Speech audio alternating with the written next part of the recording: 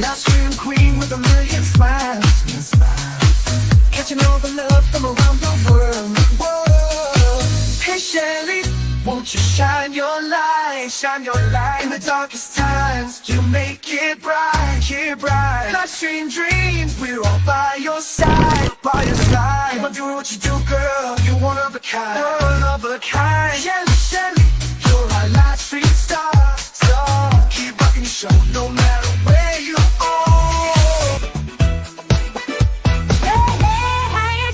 From the block, Jersey girl with a mouth that won't stop, no, no. Sassy, and I'm not afraid to show it. Gonna spill the tea, you better be ready for it. I speak my mind, no filter inside. Jelly's in the house, talking trash and truth, no sugar-coated grooves.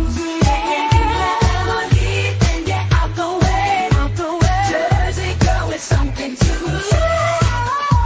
Shelly's in the house, time to break the rules. From hoes to the city, I'm the queen of cool. You can handle the heat, then take the high. Shelly's in the house, drop the mic.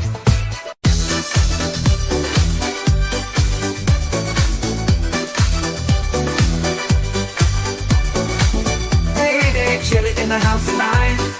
Living it up, feeling so right. Yeah. New Jersey girl, she's got that style. Live stream queen with a million smiles. And she know the love from around the world. Hey Shelly, won't you shine your light? It's time to make you bright. Live stream queens with a wayside. You're one of a kind. Shelly, Shelly, you're a live stream star. Keep rocking your show no matter where you are.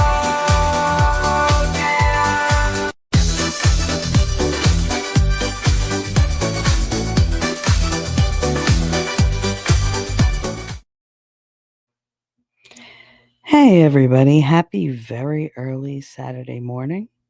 It is 6:03 a.m., February 15th, 2025. I'm Shelly, your mouthy but very tired mama at Talking Trash and Truths, and this is a pop-up for Coffee and Chaos with T3. I think that's me. How is everybody's Saturday going? It's cold and crisp here. The sun is going to come up soon. And I am exhausted, but I can't sleep. So I need a distraction. It's been a very long and low week for me. And I'm not feeling any better. So, what'd you say, T-Rex? T-Rex said, I'm talking trash and truths. You're a T-Rex. Get it? Get it right. Oh, okay. Now I'm T-Rex? Are my arms short enough? Is that a short joke? Are you making fun of the 5'3" packaging? Because, I'm fun size. Just remember that. I know my voice is shot because I just don't have the energy to use it. So who's in my chat? We got T-Rex. I fully expect nobody to be here. This is just going to be me basically talking so the T-Rex goes to sleep. He said, I'm here, but I'm so tired. Don't really feel like chatting. Just want to listen. Love you, girly. Life is short. Make sure you give hugs and tell the people you care about that you love them. Yeah, it's good advice. Good advice. I sent a couple texts out, about an hour ago. Basically just spilling my soul to somebody. It is what it is. Anyway, there's this thing called the Myers-Briggs personality test. I've taken this test so many times in the last 3 years. And it's always been where I'm at different points in my life where I'm feeling different or I'm going through different hardships, different kinds of hardships. I've taken it when I was highly medicated. I've taken it when I was on the verge of a breakdown. I've taken it during a breakdown. I've taken it when I was healing, all sorts of moods. And it always gives me the same answer. So after like 3 or 4 times, I was like, you know what? That's just got to be my personality type. And I typed out at um, INFJ T, which is INFJ personality, but turbulent. The difference between the turbulent and the other one, which I forget what the other one is that turbulent tends to be more easily manipulated by people, more emotional, have low self worth, low self esteem, abandonment issues, and a lot of emotional dysregulation. Yeah, that pretty much fits me. But I looked into the other part of the no permanent solutions, Shelley. No, I'm not, no, that's no, no, honey. That's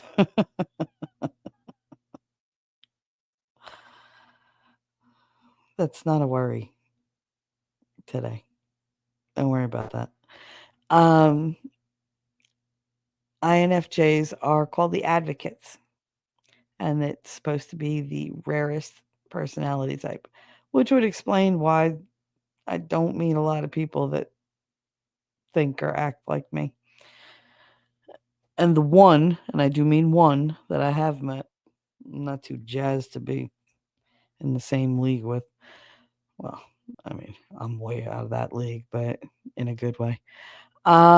Anyway, INFJs, I've been watching videos on them and it's really spot on. So if you take the Myers-Briggs test and you can find it free online, there's a really good one on 16 personalities. I enjoy that one. That's the one that gives me the most detail. So that's the one that I take the most. But it doesn't matter. I've taken it on, God, 5 or 6 different websites. I've done everything from answer 100 questions to 20 questions to, like whatever. I've done the long version, I've done short version, and it always comes out the same. The advocate. It's always the advocate.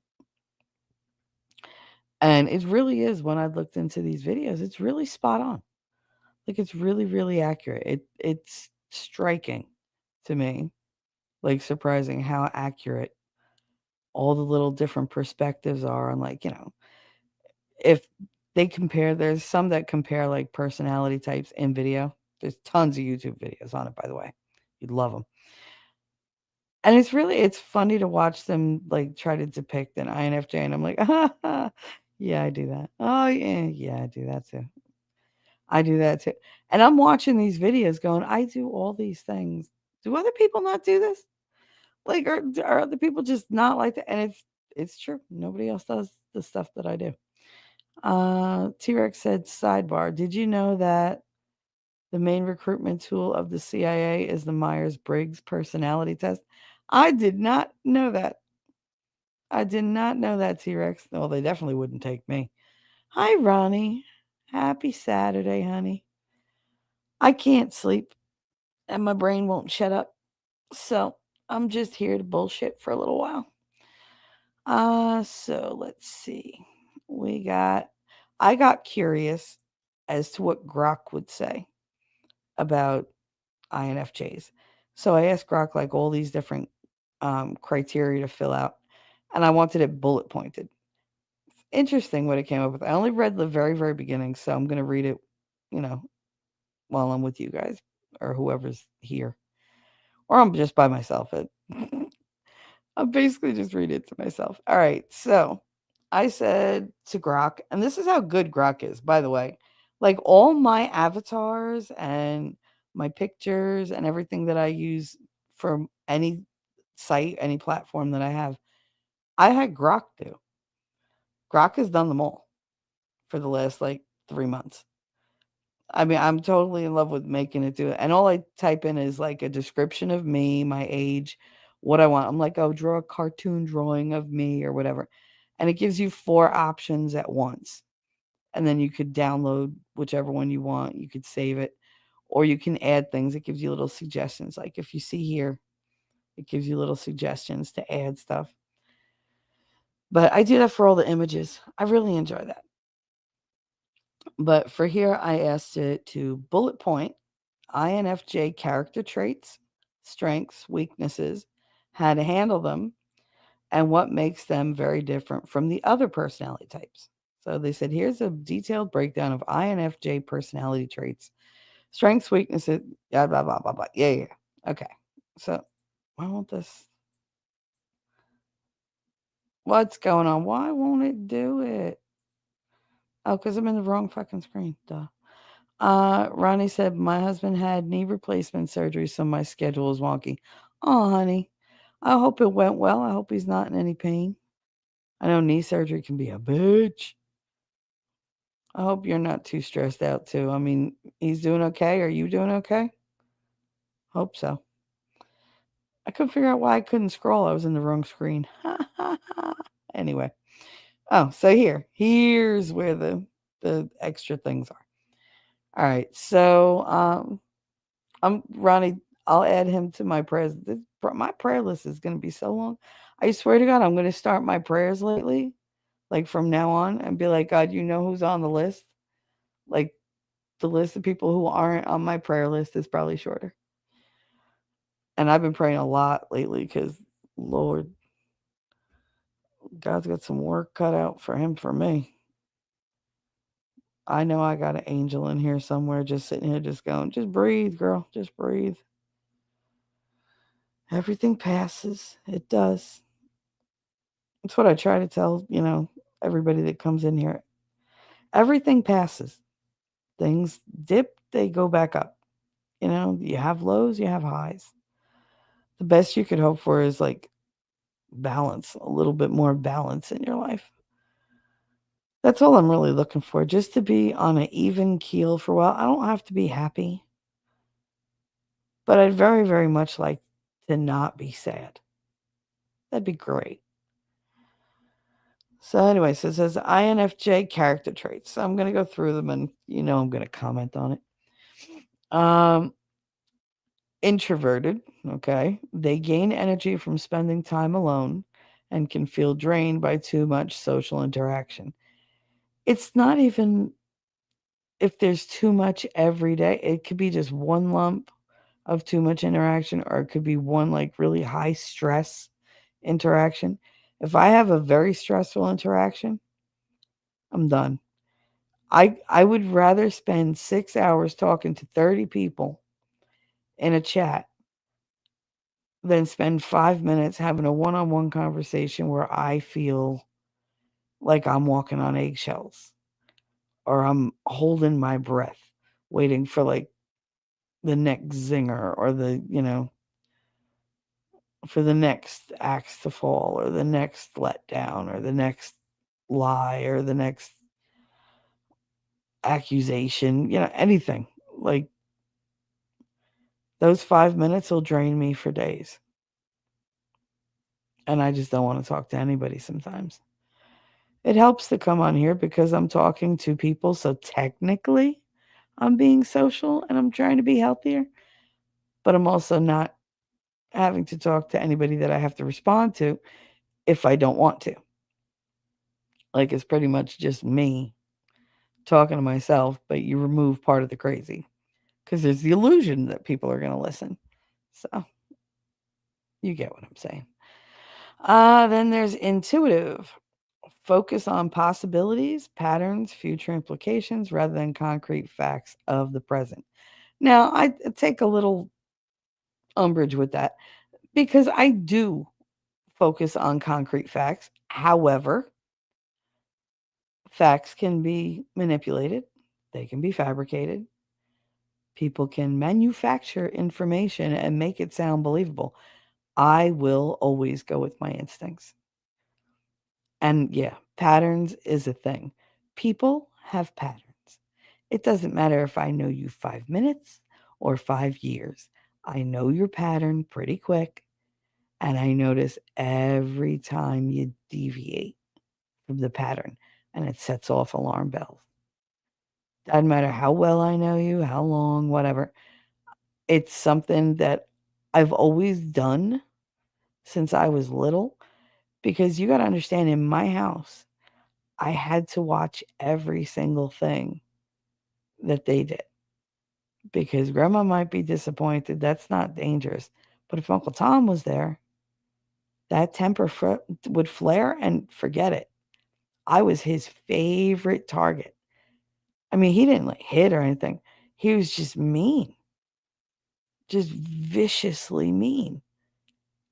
He just loved to mock and humiliate and to berate and belittle and just chip away at me little by little. And it was, oh God, I can't stand him. And I mean, my mother's like, oh, he's a different person. Not to me. Not to me. Oh, but your uncle loves you. I don't care. I really don't. I really don't. There's this old remnant in me that I can actually feel like it's physically a part of my chest where I feel guilt hit me.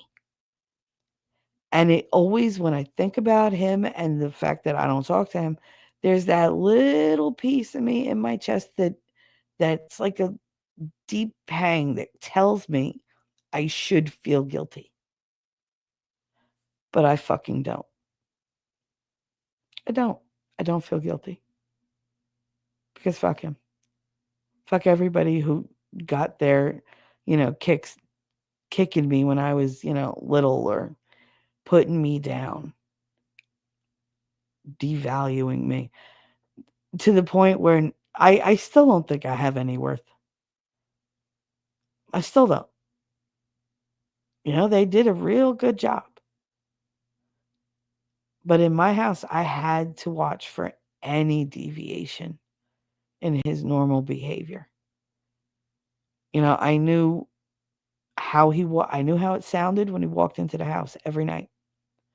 I knew exactly what mood he was in by the sound or the force of the way he would take his shoes off at the end of the hall before he came into the kitchen, because you weren't allowed to wear shoes in the kitchen because grandma had a thing about the floors. I knew everything I needed to know just in hearing how he took those shoes off. And then I would listen for the next sound. That would be his hand on the door. And I could tell you what kind of anger level he was at by how he gripped the doorknob, by how fast he opened the door. If he opened the door before he stepped in, or if he opened it and took a step in at the same time. Like, these are all things that I had listed in my head at all times, because I had to know when he walked in, is he going to be in a good mood? Is he just hungry?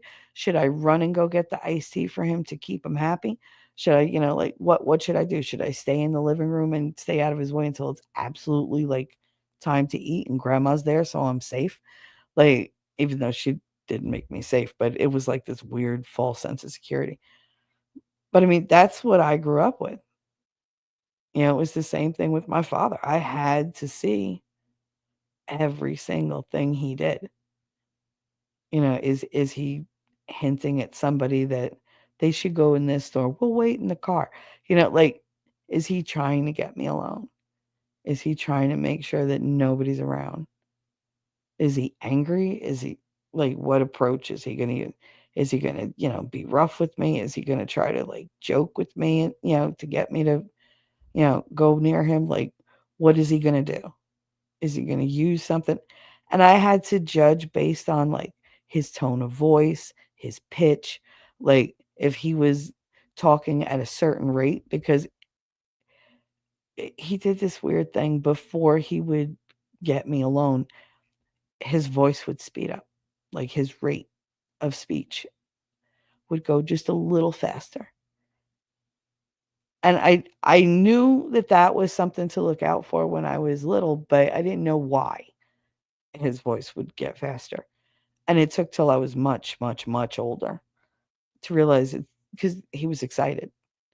He was anticipating it, so he was getting excited going toward what he was planning. It's just sick. But this is the kind of stuff that I watched out for as a little kid. We're talking, 3, 4, 5 years old. I had to learn these things. So now that I'm freaking 50, I look for it in everybody. I learn everybody's patterns. I've never met the people in my chat, but I know their patterns of texting. I know the way they type. I know when they use certain capitals. I know when they use certain emojis. I know what all of that means. I know their habits. You know, everybody is a creature of habit. People have routines and they have patterns whether they want to or not. Oh, I'm totally spontaneous. You're really not.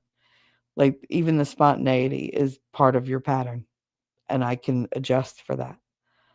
But yeah, it's just something that I do. And it's never let me down. It drives people crazy because I'll say, yeah, I don't trust that person. But they're so nice. No, I don't trust them. Why? Because they don't act normal. They act one way with this person, one way with that person, and it's all over the place. I can't. They're a chameleon, which means they're not real, which means they have a lot to hide, and they're not trustworthy. And oh, you're crazy, and that little meme. Several months later, you know, several months later, oh my God, Shelly, you're right. Yeah, I know. Well, you didn't like them from the beginning. No, you were nice to them. No need not to be nice. I mean, I'm not going to be impolite. Just not going to be friends with them. Like, you can be nice to somebody. You could be polite. You could be cordial. You could even be friendly ish. You could have a conversation with somebody, but still not like them and just walk away knowing that there's not going to be any connection there. You can do that. Usually, when people, are connected to me, they feel it. It's like an instant thing. There's very rare that it takes a long time for me to become friendly with people, like friends with people. It's either right away or not at all. I don't trust people that take their time. I really don't. Uh, okay, so feeling. Decisions are made based on values, empathy, and choices affect others. What are you telling me, Grok? Decision? I know I'm tired and I'm kind of high because I was trying to like eat gummies to go to sleep and that didn't work. Decisions are made based on values, empathy, and how choices affect others. Oh, okay. Now I get it. Feeling. So, yeah, I don't do anything for me, just for me. I always factor in how it's going to affect pretty much everybody around me. Like, I won't go and make something to eat if there's not enough for everybody of that thing because I feel bad that not everybody can have the same thing. So I'll bypass what I want and I'll make something that we have an abundance of so that everybody eats. They don't do that for me. Nobody in this house fucking does that for me. If I order groceries, like my son wanted, he wanted cheese and like gravy and pepperoni and hamburger rolls. Uh, I could have just ordered the 4 things, but that felt selfish. So I was like, oh, I'll get each one of the kids, something. I got Katie her snack thing. I got Connor a thing of drinks that he likes. And then I was like, oh, I can't leave out my mother and Fredo. So, of course, I got them stuff. Then I got stuff for the house because I was like, I really should contribute more. I feel bad that I don't, even though they tell me all the time not to, but still, like, I still feel bad. So, I mean, I did all that. I wanted to pay $150 because my son wanted fucking hamburger rolls. Like, there was no need for that to happen, but I couldn't just get the things that he wanted and forget about everybody else. Is it considerate? Maybe it's me being considerate. Maybe. But that's like what every decision is like for me. It's, oh, I have $50. I really want to spend it on this, but you know what? This person is low and this person is low and this person needs this. And let me, give the until I've eventually taken care of everybody and there's fucking nothing left for me.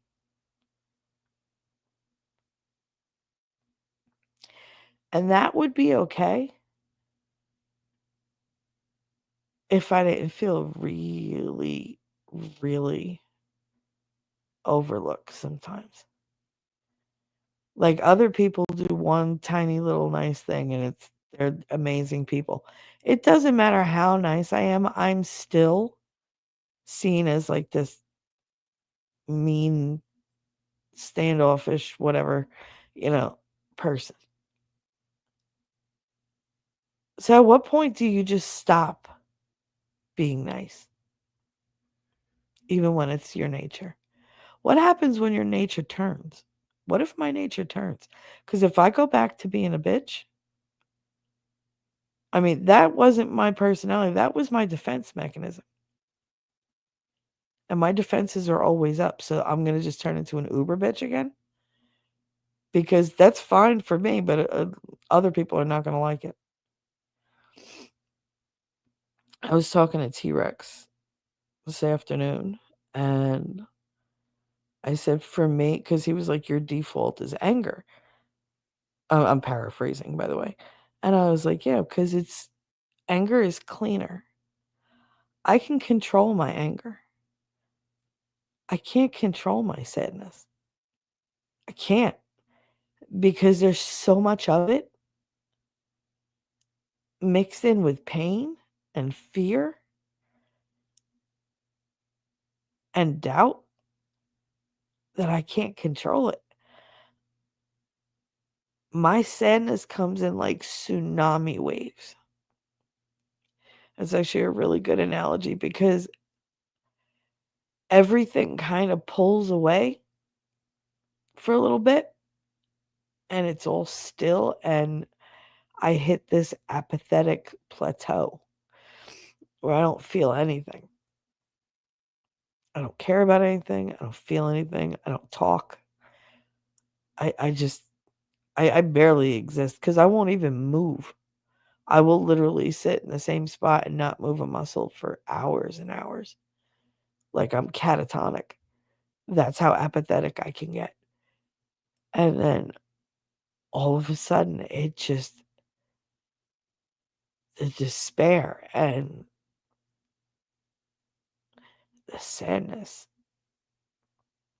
they rush in and they're so overwhelming. And there's no rhyme or reason to them.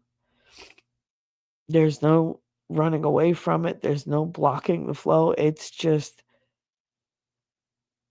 the harshest hit you take and you get swept away, and that's it. You're in its control. You're at its mercy.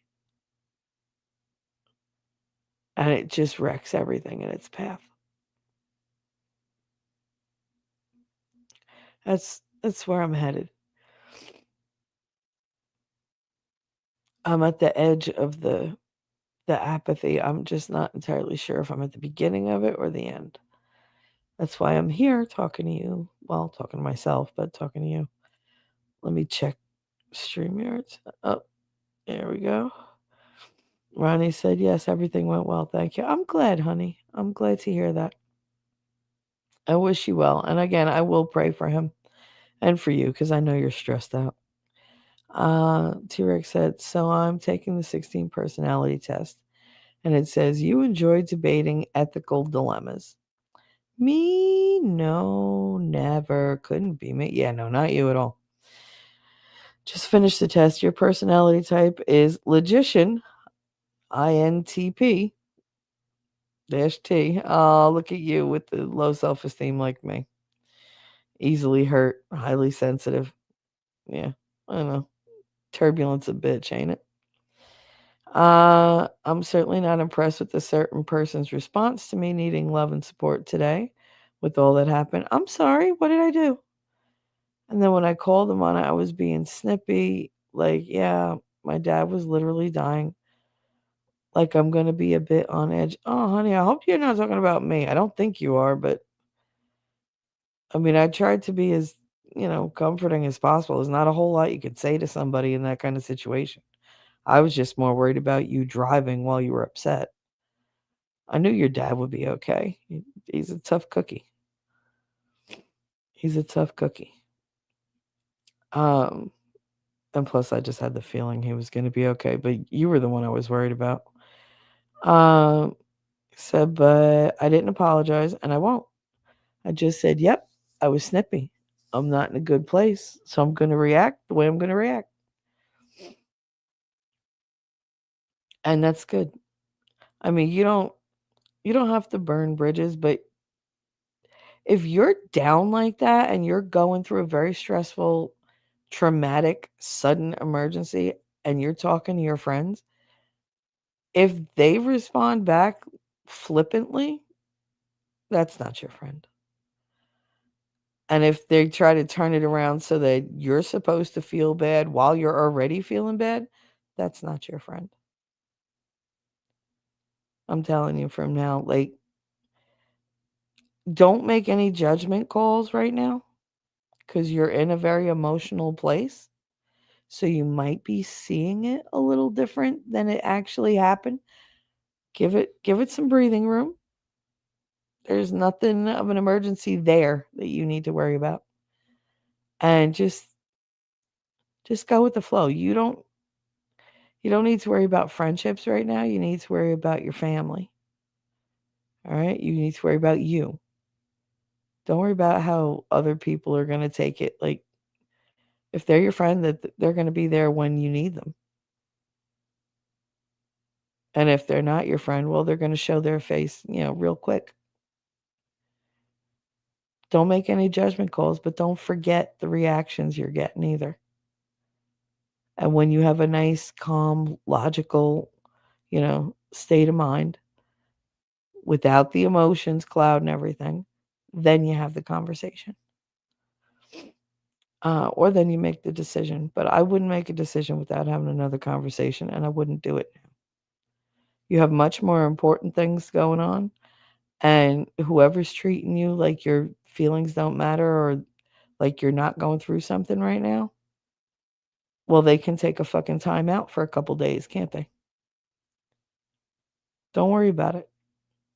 You put people at arm's length right now because I think you need that. If that's what they're going to do to you, then you don't need to talk to that person right now. You don't need the added stress. Ronnie, I do the same dang thing. What, talk to yourself? Which part? Or the patterns thing? Which part? Whatever we do that's parallel. Yay. I like knowing that I'm not the only one who does things. T-Rex, Shelly, you're my favorite person. You literally are like a second mom to me. Oh, honey. I wish I could be there and give you a real hug. You really need one. I really do. I really do. No, I'm talking about the person who we were talking about earlier. Okay. Yeah, just like I said, don't make any emotional decisions. Don't look at anything too closely right now because the goggles you're looking through are really fucking foggy with other shit. And I don't want you to have any doubts when you make a decision about people. Because sometimes you might say stuff you can't take back. So just take a minute, like just take a step back. Obviously, you'll be fine without them for a couple days. And maybe you got to give them a chance to reflect on their own behaviors and notice that you're not there and that you really don't want to be bothered because they're not going to bring you the type of solace that you need. Then I went to Experts Discord and I was telling the story and they brought up that I was snippety again and then tried to make it about them. Even another person messaged me like, oh my God, are they for real? Listen, you know who's going to act a certain way, so just stay away from those people for a little while. Just a little timeout, that's all. Put them in the timeout chair. Ronnie, all of the above. The grocery shopping, being an introvert, dealing with toxic people. I feel like I'm a magnet for toxic people. I really do. I am a magnet for toxic people. It's disturbing how many fucking people just feel it's okay to just park themselves, in my life and just, ugh, they just do what they want. They make whatever judgments they want. They judge me a lot. And it's just like, fine, whatever. I really, I feel like I should care, but like right now, I told you I'm on that edge of apathy where I really don't give a fuck. I really don't. I'll walk away from all of it. With the mood I'm in right now, I'll walk away from everything. And trust me, if I ever want to disappear, ain't nobody gonna find me. Um, and if they do, my doorbell reloads a lot, and it's got arrows. Uh, Judging. Here we go. They prefer structure and planning, valuing predictability and closure. That's very true. I am very organized all the time. That's why you guys hear me when I'm doing shows. I'm like, let me write that down. Let me write that down because I won't remember it because I'm in the middle of the stream. I have this thing where I kind of press delete in my mind for all my streams. So you could tell me that I talked about something in my stream, and half the time I'm like, I did. I don't remember that. Like, because it's just gone. Because that's what the purpose of my shows are for me in part. It's to do a mind purge, a thought purge. It's to let everything I just open the valve, everything just comes flowing out and then it's forgotten. So that's why sometimes like I'm like, did I tell that story already? I don't know. I've literally done tens of thousands of hours of streaming. There's no way I'll remember everything I've ever said. So if I have to tell a story a couple times, fuck it. Uh, Strengths, empathetic, highly attuned to other people's feelings, often acting as natural counselors or mediators. Oh, me? No, never. And that's the thing. I hate the term empathy or empathetic when they're like, oh, you're an empath. Don't call me that because I've had so many people use that as an excuse for them being assholes. My ex-husband used to say, "You don't understand. You can't possibly be in my head because I'm an empath. I feel what everybody feels." And here's the thing, I don't like conflict. I like to fight. There's a difference. I like to fight when I'm in the mood to fight. But for the most part, I'll fight for the people I love, no problem. That I'll throw hands, I'll fucking eviscerate somebody verbally. I don't destroy them psychologically to protect somebody I love. That's not a question. But for me, I don't like conflict. I don't like confrontation. I really, really don't.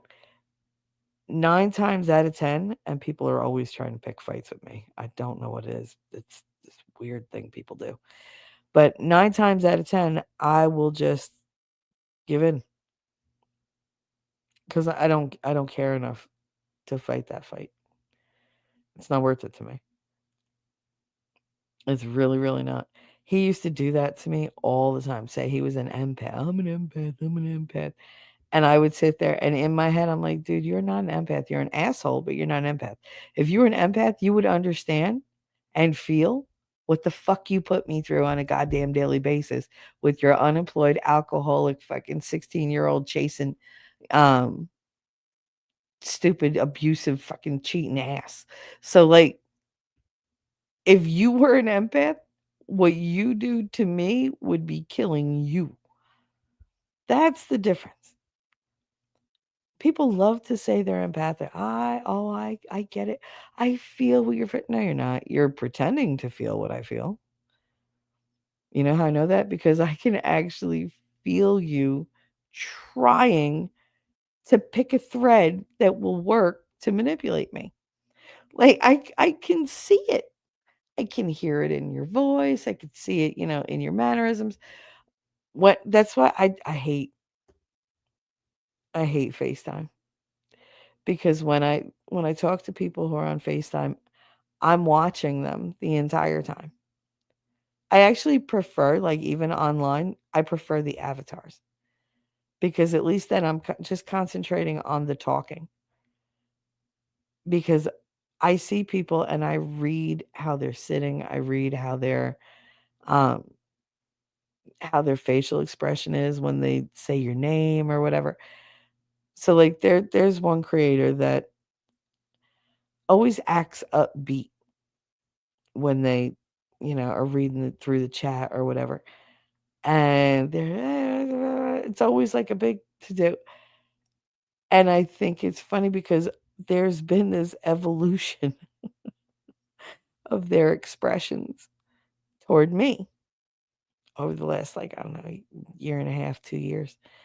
And watching them go from being a little afraid to being like excited to being happy and like just, enjoying my presence or whatever to being kind of um not offended, but I guess affronted by my presence to eventually just faking being happy to see me in chat or whatever. And so I was like, oh yeah, see, sorry. Oh yeah, on to the next thing. Like, because they won't even like the only reason they acknowledge that I'm there is because other people notice. But it's that they went from being like, so yay to hey, what's up? Like it goes to that like mumble. Like the grumbly part. And other people don't hear. I hear it. I hear it. I watch their face. I watch them I watch the shoulders tense up. They don't know that they do this, but like they'll say my name and their head ducks down a little bit. Like they're grinding their teeth a little bit. And part of me gets a sick thrill from being like, I didn't even do anything and I'm aggravating you. Like, that's fucking talent. And another part of me is like, what is your problem? Like, I don't get it. I've never done anything to you. So, like, part of me, every part of me is like, I did nothing to you. This is completely unwarranted. Part of me is amused, and part of me is sad about it. Because it's like, why? Like, why do you feel this way? But what did I do? You didn't feel this way before. Now you feel this way, but you're pretending you don't. Why? Because it's completely unjustified and you fucking know it. But okay. Like, whatever. Anyway, let me check chat. T-Rex, you're supposed to be sleeping. T-Rex said, hey, Maddie. Oh, a weird time live stream. I know. I couldn't sleep, honey. So I figured I'd just come on here and read about my own personality type to nobody or whoever showed up who also has insomnia. And then when I'm super sleepy, I'll fall asleep, right? Even the cat abandoned me tonight. She was like, fuck this. You're too down for me. Usually if I'm like this, she's like right up in my face. T-Rex said, I mean, it just went down like my dad's having a heart attack. They said, oh no. I said, I don't know how he's doing, and I'm in Indiana. Thanks for asking. That was me being snippety. I mean, if you tell a really close friend, my dad's having a heart attack, and they just go, oh no. Like maybe that's how you're reading him. Maybe they were really like, oh no, and then didn't know what to say, honey. You know, it's I did explain to you, like, even when I got the text, my first reaction was, oh my God, oh no. Like, and hug you and be like, are you okay? What's going on? What's the prognosis? Because I'm question girl. Not everybody is like me. Not everybody's like you. I'm going to ask the questions. Some people are just super awkward and go, I don't know what to say. So they opt to say nothing, which does more damage than if they would have said something insensitive or dumb. But they don't know that. They don't know that, honey. So that's why I keep saying you're emotional right now. You're stressed out. Take a beat. Take a breath. I don't want you to blow shit up when it doesn't need to get blown up. I want you to be more level-headed about it. And I mean, I can't make the decision for you, but I'm telling you, anything that you do in the next like couple days, you're going to be a little over emotional about it, and you're not going to see it as clearly as you will if you take a little step back. Just take a break. It's okay. And this would be a really good time for you to recharge and actually talk to people who, care or who know how to show they care. I'm not saying that person doesn't care, but maybe in that moment they were doing something or they felt awkward or whatever, and they just didn't know how to say they cared. They didn't know how to show it. So, uh, that was me being snippety. And they're like, I was trying to gather my thoughts. You could have given me a moment. And I'm like, it takes a moment to say, oh no, is he okay? Bitches gonna be bitches. I, oh God, T Rex. I get it. I do. I get it. And I get their perspective too. But I mean, if somebody's like upset like that and then you accuse them of being snippety and try to justify by saying, I was trying to gather my thoughts, like the moment is not about you, honey. It's just not. That's what they said. Whatever. It's what they said. Can't take it back. Can't redo it. But would it have been better if they said, "Oh, well, I didn't know what to say and it was taking me a minute. I'm sorry. It took me." I would have texted and said, "I'm sorry. I'm taking so long to reply. I don't have the words. Like, I just don't have the words because it's not about me. I'm there to tell you why I'm not talking to you because, okay, that part's about me because I don't have the words. But it's better that you know that. It's yeah, it's a whole weird thing. I'm not trying to bury anybody. I'm trying to be real fucking diplomatic about the whole shit. But I probably would have lost it. I would have been like, "Oh, well, you know what? Takes you so long to gather your thoughts when I need a fucking friend. Go off and gather your fucking thoughts forever because I don't need your bullshit." But that's me. That's me. Or, depending on my mood, I might have been like, "Well, you know what? I need to go and take care of my family. So you go gather your thoughts and you take your time. But I got shit to do." And that would have been it. When I got home, apparently I was super tense the whole 6 hours I was driving. And when I got home, my body was aching. Oh, I'm sure. I'm sure your blood pressure probably went up. Your adrenaline was going, flooded with cortisol from the stress. After you sat for like 5 minutes. Yeah. Because then you're all tense and then you sit and somebody cuts your puppet strings. And you just kind of like, blah. You feel better now? I'm glad you feel better. I'm glad you feel better, sweetie. All right. What else does it say? Come on, let's get into my fucked up personality. All right, so like I said, empathetic, I hate that fucking word. I really do because people say they're empaths all the time, and I'm like, no, you're really just an asshole.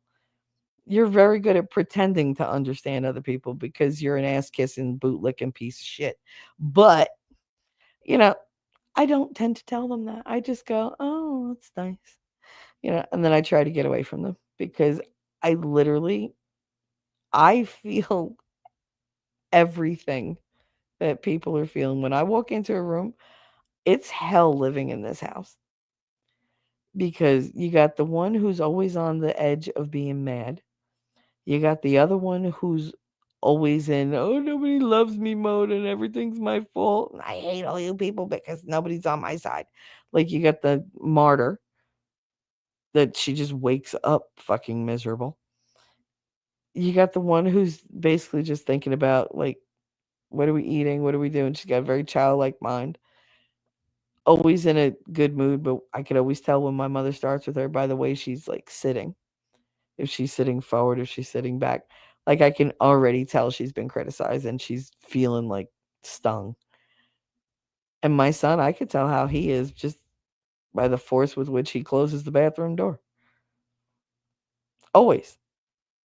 I feel it all. And like he'll stand next to me. He could be fine. He's doing everything normal. And I'm like, what is wrong with you? Why? What's the matter? I'm like, do you got something you want to talk about? How'd you know that? I always know. What do you want to talk about? You're gonna get upset. Yeah, no shit. But I'm gonna get upset. We still gotta talk about it. But yeah, I don't like the whole empath thing. I don't want to feel what other people feel. I really fucking don't.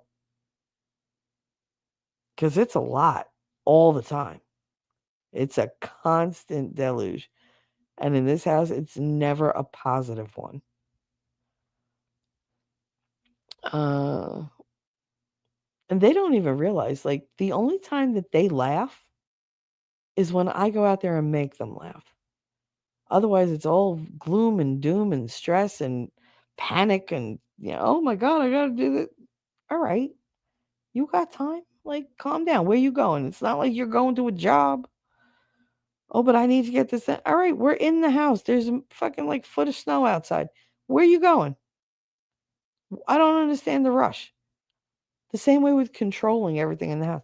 Why do you need to like set rules for everything? I don't get it. Can't you just let people live their fucking lives and shut the fuck up about it? Like, why does it all have to be, well, you did it. I did no such thing. And I really, don't want to be accused of shit. Like, I literally wake up to that every day. Every day. Oh, you da da da da. No, I didn't. Yes, you did. No, I didn't. Well, then who did? I don't know. I don't watch people in the house. I don't take notes on what they're doing. I ordered cheese. Well, I bought cheese the other day. Yeah, you bought cheese and it's gone now. Well, what happened to it? It got eaten. It's like talking to a retard. It got eaten. Well, who's eating? I don't know. I'm not monitoring shit in the bowl to see who ate the cheese. Like, I don't. It's fucking cheese. Were you gonna, memorialize it? Were you gonna bronze it and put it on the fucking shelf? No, it went in the fridge to get eaten. It got eaten. I buy more. See how that cycle works? You see how that works? You see how that works? Yes, sir. Yes, ma'am. But I mean, this is the bullshit conversations that I have all day long. Then people wonder, why are you all stressed out and snippy and like cranky? Oh, gee, I don't know. Why are you low energy? I have no idea. No. And it doesn't matter how nice I am to these people. I'm always the bad guy. Always the bad guy. She loves to twist shit around so that I am the bad guy all the time. And it's like, all right, fine. Make me the fucking bad guy. I don't care. Visionary. Is visionary with the A or E? I feel like it should be with the E, but it's probably with an A. Oh well. Ask Seth Rollins. I am a visionary. Good at seeing the big picture and connecting ideas in unique ways. Y'all have heard me talk about the puzzle pieces, right? Every single thing people do is a puzzle piece. Sometimes the puzzle pieces fit together really quick and I can see the big picture in a flash. Sometimes there's, it takes a longer time. For most people that I know, they have 2 puzzles each. One is the, chunky big piece falls into place, 1, 2, 3. It's like, like a kid's puzzle. Everything's real easy to see. It's surface level. That's not very profound. It just gives me a quick snapshot of who they are, what they're about, and what to expect.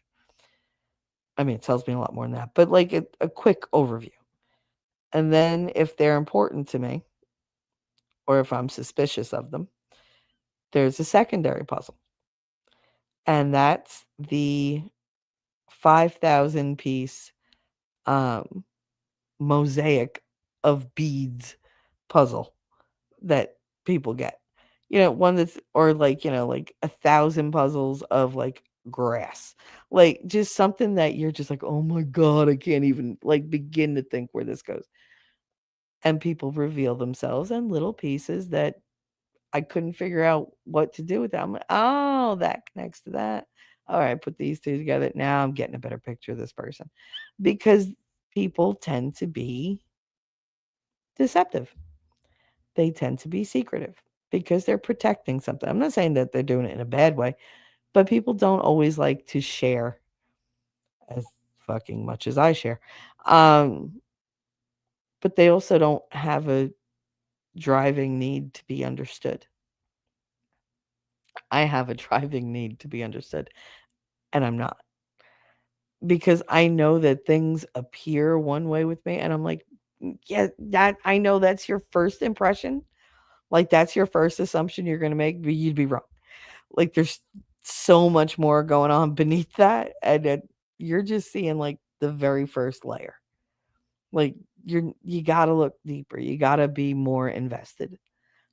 And I'll explain it to you, but if you're not like into it, I'm not going to reveal anything. I love talking about like different personality traits and shit like that. But if I'm talking to somebody who's not interested, I'm just not going to talk about it. And the thing is, like, usually if I bring it up with somebody and I try to explain it, it's because there's a lesson there that they haven't gotten yet. Something about me that they need to understand that they're not getting, and it's causing issues. And because I am the way I am, rather than just directly say, "Oh, stupid, you're thinking this and you're not right. Like this is what you should be thinking because this is the truth." Instead, I go and I drop hints and I basically just give them like an owner's manual for me. Like, okay, you really want to know how to navigate me? There you go. There's all the information you need. If they're really like, you know, interested, they'll look into it. If they're not, they're just, oh yeah, I'll look at it later, and they brush it off and never do. And then all those little lessons that I just gave them, the easy way on how to deal with me and understand why I say or do the things I do, that's all gone. It's all gone. Determined. Strong personal values lead to a deep commitment to causes that they believe in. That's true. That is very true. If I believe in something, there's very little chance of you convincing me of anything else. I'm always open to information because the more information, the better. But unless you're going to be fact based and actually show me proof, you're not going to change my mind. Usually, when I believe in something, there's very little doubt. Very little doubt. Because I don't believe in things usually until I think them through. I used to just blindly believe in stuff because that's what I was told to do. But now I look into stuff and I twist it and I turn it, I think about it, and I'll write whole like, pages and pages and pages of thoughts on it, and I try to process it. But once I believe in something, good fucking luck changing my mind. I'm one of the most stubborn people you're ever going to meet.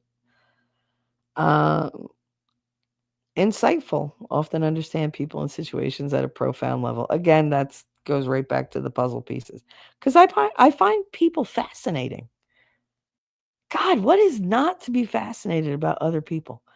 I know people who are shy, who are boisterous, who are introverts, extroverts, who are foodies, who are, like pets activists, who are very strong on the military, very bad on the military, very heavy on politics, know next to nothing about politics. I know people who are always angry. I know people who are always fucking happy, which drives me insane. I know people who only have a dark sense of humor. I know people who are edgy. I know people who pretend to be edgy because they think it's cool because they never were. I know people who are just fake all the time and nobody knows they're fake. I know they're fake. I'm just waiting for everybody else to catch up and get on the same page, which eventually they do. They always do. But it sucks to be sitting on that bench waiting for everybody to join me, like, because it takes a while sometimes. I won't talk about the people that I suspect are like that, but I sit back and I'm like, how y'all falling for this bullshit? Like, really? Like, you don't see the manipulation? You don't see the lying? You don't see the fakery? Like, what the fuck? I don't know. Yeah, it's a thing. And I hate when people lie to me, and I always know. Always know. T-Rex. Yeah, I think you're right. I gotta chill out a bit and just let them be them. People aren't going to react the way I would, and I have to be okay with that. I mean, a bit more empathy would be nice. There goes that word. Um, But some people don't have the words for that. And also, they did call me like 3 minutes after I sent the text, and real life is happening to them too. So, diplomacy is necessary right now. Yeah, it is. It's a really smart thing to do. However, I do know you, T Rex. You're welcome. Thank you, Shelly. You don't have to thank me for this bullshit. I mean, that's what friends do. You're there for each other. I'm never gonna lie to you, T Rex. But diplomacy, yeah, distance, a little distance. Because I think no matter what, and it's not as a punishment, don't use distance as a punishment. I think you need a little self bubble wrap because you're going through a lot. You've had a very bad week, and I think you hit your threshold.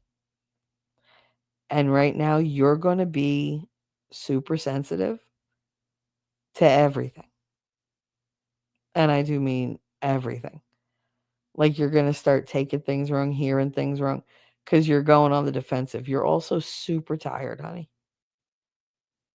So lay down, get comfy, stop typing, listen to me drone on about this bullshit, and go to sleep. Okay? Well, this could even be the T Rex sleepy time stream. All right. Is it still showing on the fucking thing? Yeah, it is. Okay. Da, da, da, da, da, da. Give me 1 second. 1 second. All right. Weaknesses. Perfectionism can be hard on themselves and others, seeking an often unattainable ideal. I really don't look for perfectionism in other people. I kind of take people as they are. And it's sad because that lets them get away with behaviors that aren't good for me. Um, but when I care about somebody, I don't push them for perfection. I don't look for some unattainable ideal. But the person that I do that to is me. I hold myself to ridiculously high ideals, and I fail all the time because of that. But I don't hold anybody else to those ideals, which is why when people let me down, I feel it for so long and it doesn't even register with them because they just figure, she's fine. She'll get over it. Like, it's going to be fine. It sucks. Overly idealistic. Their vision for the world or people might not align with reality, leading to disappointment. Yeah, there's a lot of things that lead to me being disappointed. However, I've lowered my standards on how people treat me so fucking much that they have no idea how much it hurts to just be the lowest priority. Like, they don't get it. They really don't get it.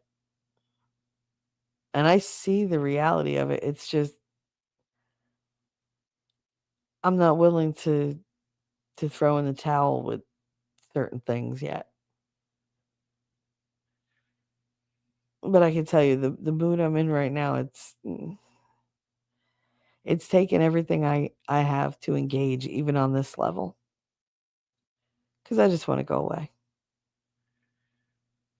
I just want to go away. I'm I'm tired of giving. I'm tired of giving and getting the absolute minimum from people, if anything. So it's like, but then I don't leave because there are some people who, you know, they do give back in every way that they can. And I appreciate them and I don't want to leave them. But it's, it's a conflict that I go through all the time. Reluctance to open up can struggle with sharing their own feelings, leading to misunderstandings. Now, you would think because I'm doing this that that's not true, but it is very true. Because I can open up here because there's no reaction coming at me. I could throw all this information out there and at any point in time just delete it. I mean, if somebody records it or whatever, yeah, then the internet is forever, but I could still just go back out or delete it, or I could just ignore the fact that I did it at all and just it's just one of many fucking streams. Like, who cares? Nobody's listening anyway, so I could say whatever the fuck I want. Sensitivity to criticism. Might take feedback personally, even when it's constructive. So, when you're talking to me, there is no such thing as constructive criticism. There's just criticism. Sorry. That's never going to change. It's never going to change. Because I have been berated for being who I am my entire life. Nothing's ever good enough. Nothing's ever good enough. Get a 99, why didn't you get 100? You know, cook a fucking full meal for people and oh, it's great. You know what it's missing though? You're missing my foot in your ass. Like, people just don't know when to shut the fuck up. Like, if I go to all this trouble for you and I do all this stuff for you, be grateful. Be appreciative. I didn't do it so that you could put a fucking review. This is not the goddamn New York Times. I don't give a shit what the opinion is. Like, just be happy that I did it. It made you happy? Yeah. So why do you have to find something negative? If you find something negative, guess what? Shut the fuck up about it. Don't try to give me improvements. Oh, well, you know, you could have done whatever. Just like when I have something to say and somebody cuts me off and acts like I don't know what I'm talking about or like my opinion doesn't matter, I want to put my fist through their face. It pisses me off to no end. It really, really does. Like, do not fucking dismiss what I have to say and never ignore me. You ignore me, I'll just go. Like, bye. It's fine. I don't take that well at all. And somebody might be like, "Oh, you're so sensitive." I don't give a fuck. If I show up and then I get ignored, I'm gonna leave. Cause my time is valuable to me. I could be spending that time alone, listening to music, chilling out, doing something for me.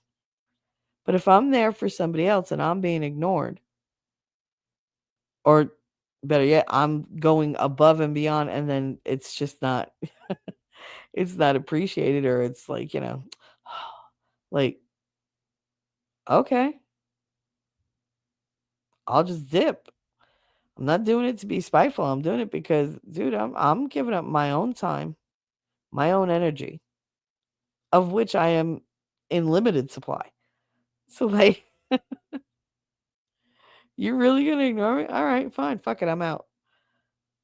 That's not a bratty thing to do. I know people have told me, "Oh, why I got to pay all my attention to you?" No, but if I'm participating in something or if I'm telling you something, don't just like act like I didn't say it. I'm not invisible.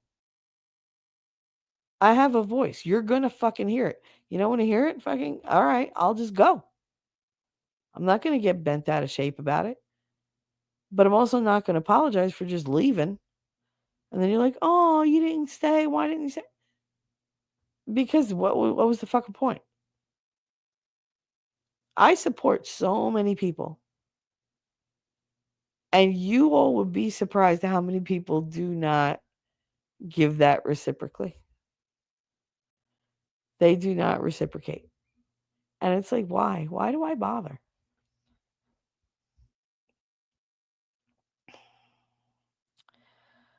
So, note to all selves, criticizing Shelley will get you um, in a not great place. You know, in the words of Vic, I've seen people get on your bad side, and that's not a good time. It's really not. Amber L. Oh my goodness, look who it is. Wait, I gotta go back. T-Rex, not good, very bad, awful, terrible, just bad week. I know, honey. Amber L. I'm here for it. How you doing, honey? How you been? I haven't seen any of your streams. I don't get any notifications for your stuff. Have you been doing them? Amber said, if I just keep telling myself things I say to everybody else, maybe someday I'll listen. Yeah, well, but it doesn't help that I set the bar too high for myself. No wonder I keep on missing. Yep, yep, yep. Huh. Like we're the same person sometimes, Shell. I know. I know. Maddie said Shelly will not be ignored. She'll boil your bunny. No, I would never hurt an animal. I might hurt that person, but I won't hurt the animal. I would never hurt an animal. That.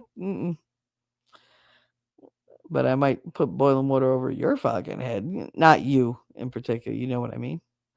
Amber said, I'm not surprised. I feel that to my core. Yeah, it's just this world kind of sucks. It really does. Because, I mean, how many times am I going to be disappointed before I just go, fuck it, and just give up? Become the hermit I guess I'm meant to be.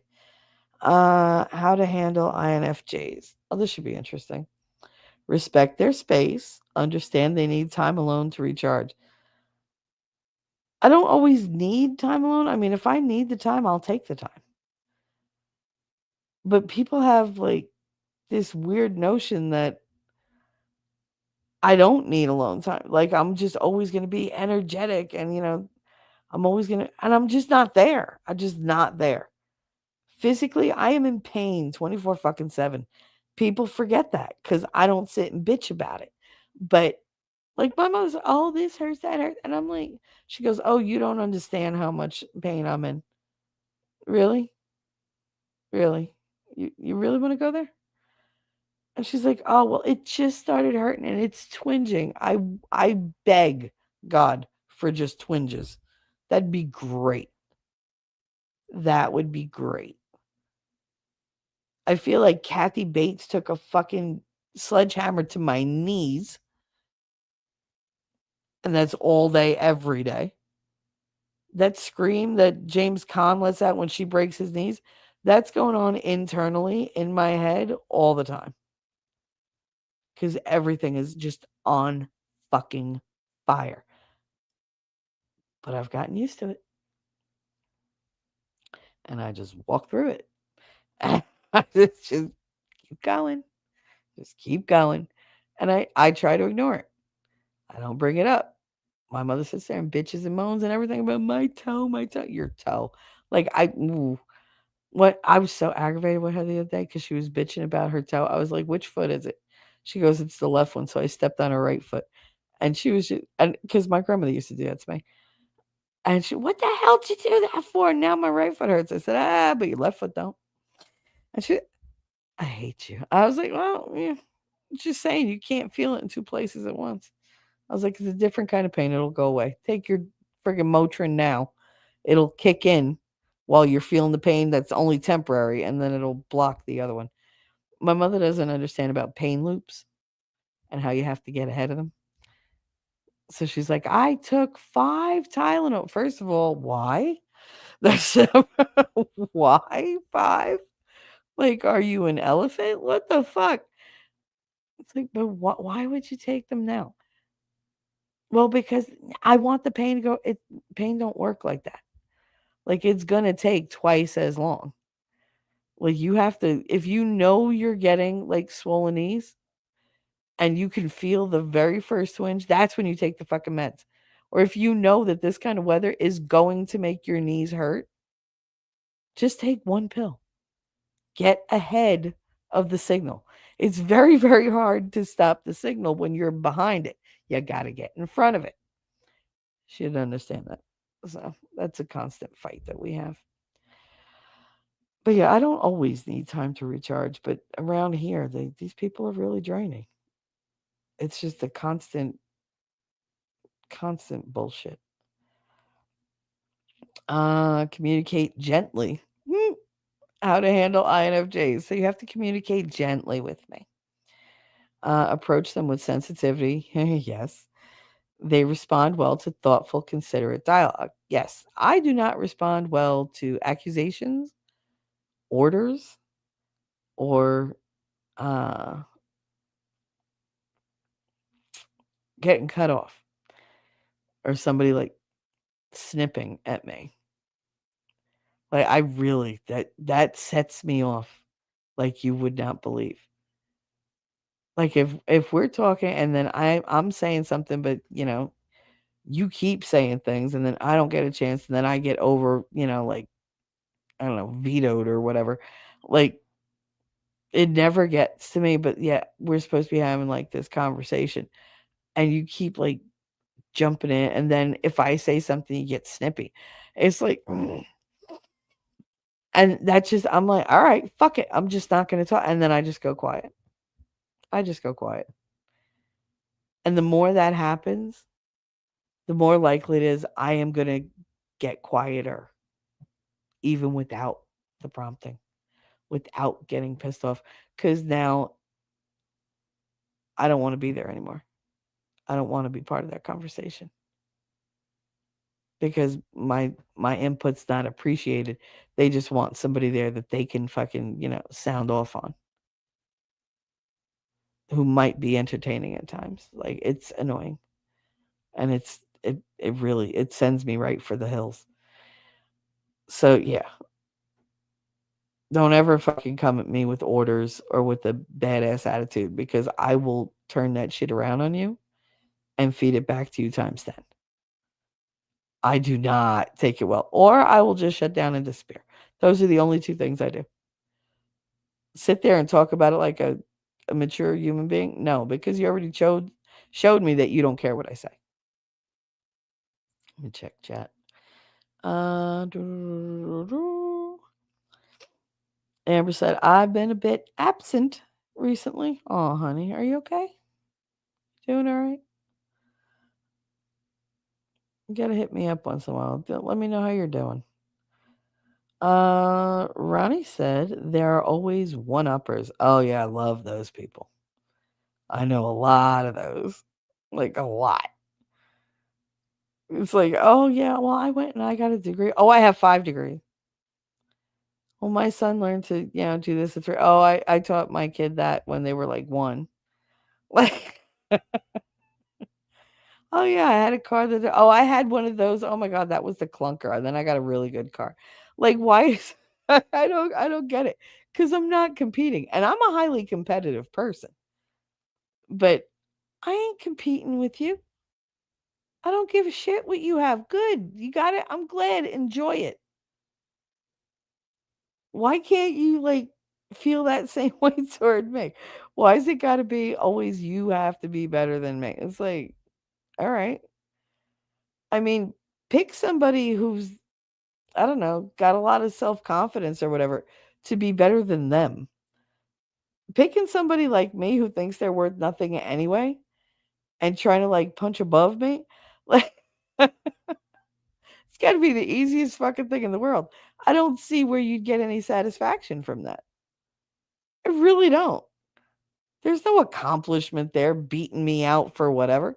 Like, oh, you did better than me? Good. That means you're breathing. It's like, really?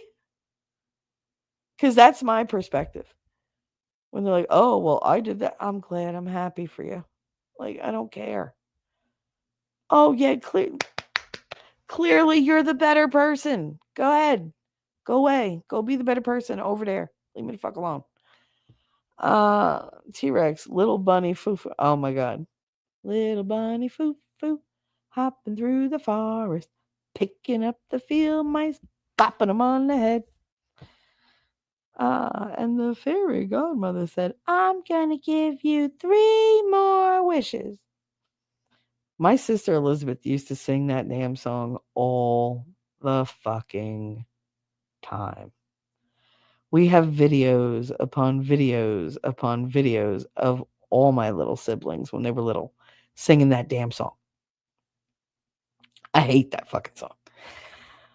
That one and Sally the camel has 3 humps. Sally the camel has 3 humps. Sally the camel has 3 humps. So ride, Sally, ride. Boom, boom, boom, boom. Mm. And then you go all the way through. Sally the camel has no humps because Sally is a horse, of course. Unfucking believable. All those songs. I used to hate TV at that time because all they watched was freaking Barney and the Comfy Couch and like all that bullshit. Bloopy, which was a weird fucking thing. Do the bloopy shuffle. It was a big sneaker. Do the bloopy shuffle. Like it was literally a sneaker. It was a dude in a sneaker costume. It was fucking bizarre. But anything was better than those damn what are those little gay things that couldn't talk that had the purses. Oh my goodness. They were like 4 or 5 different colors. Not Tweedledums. What the fuck were they called?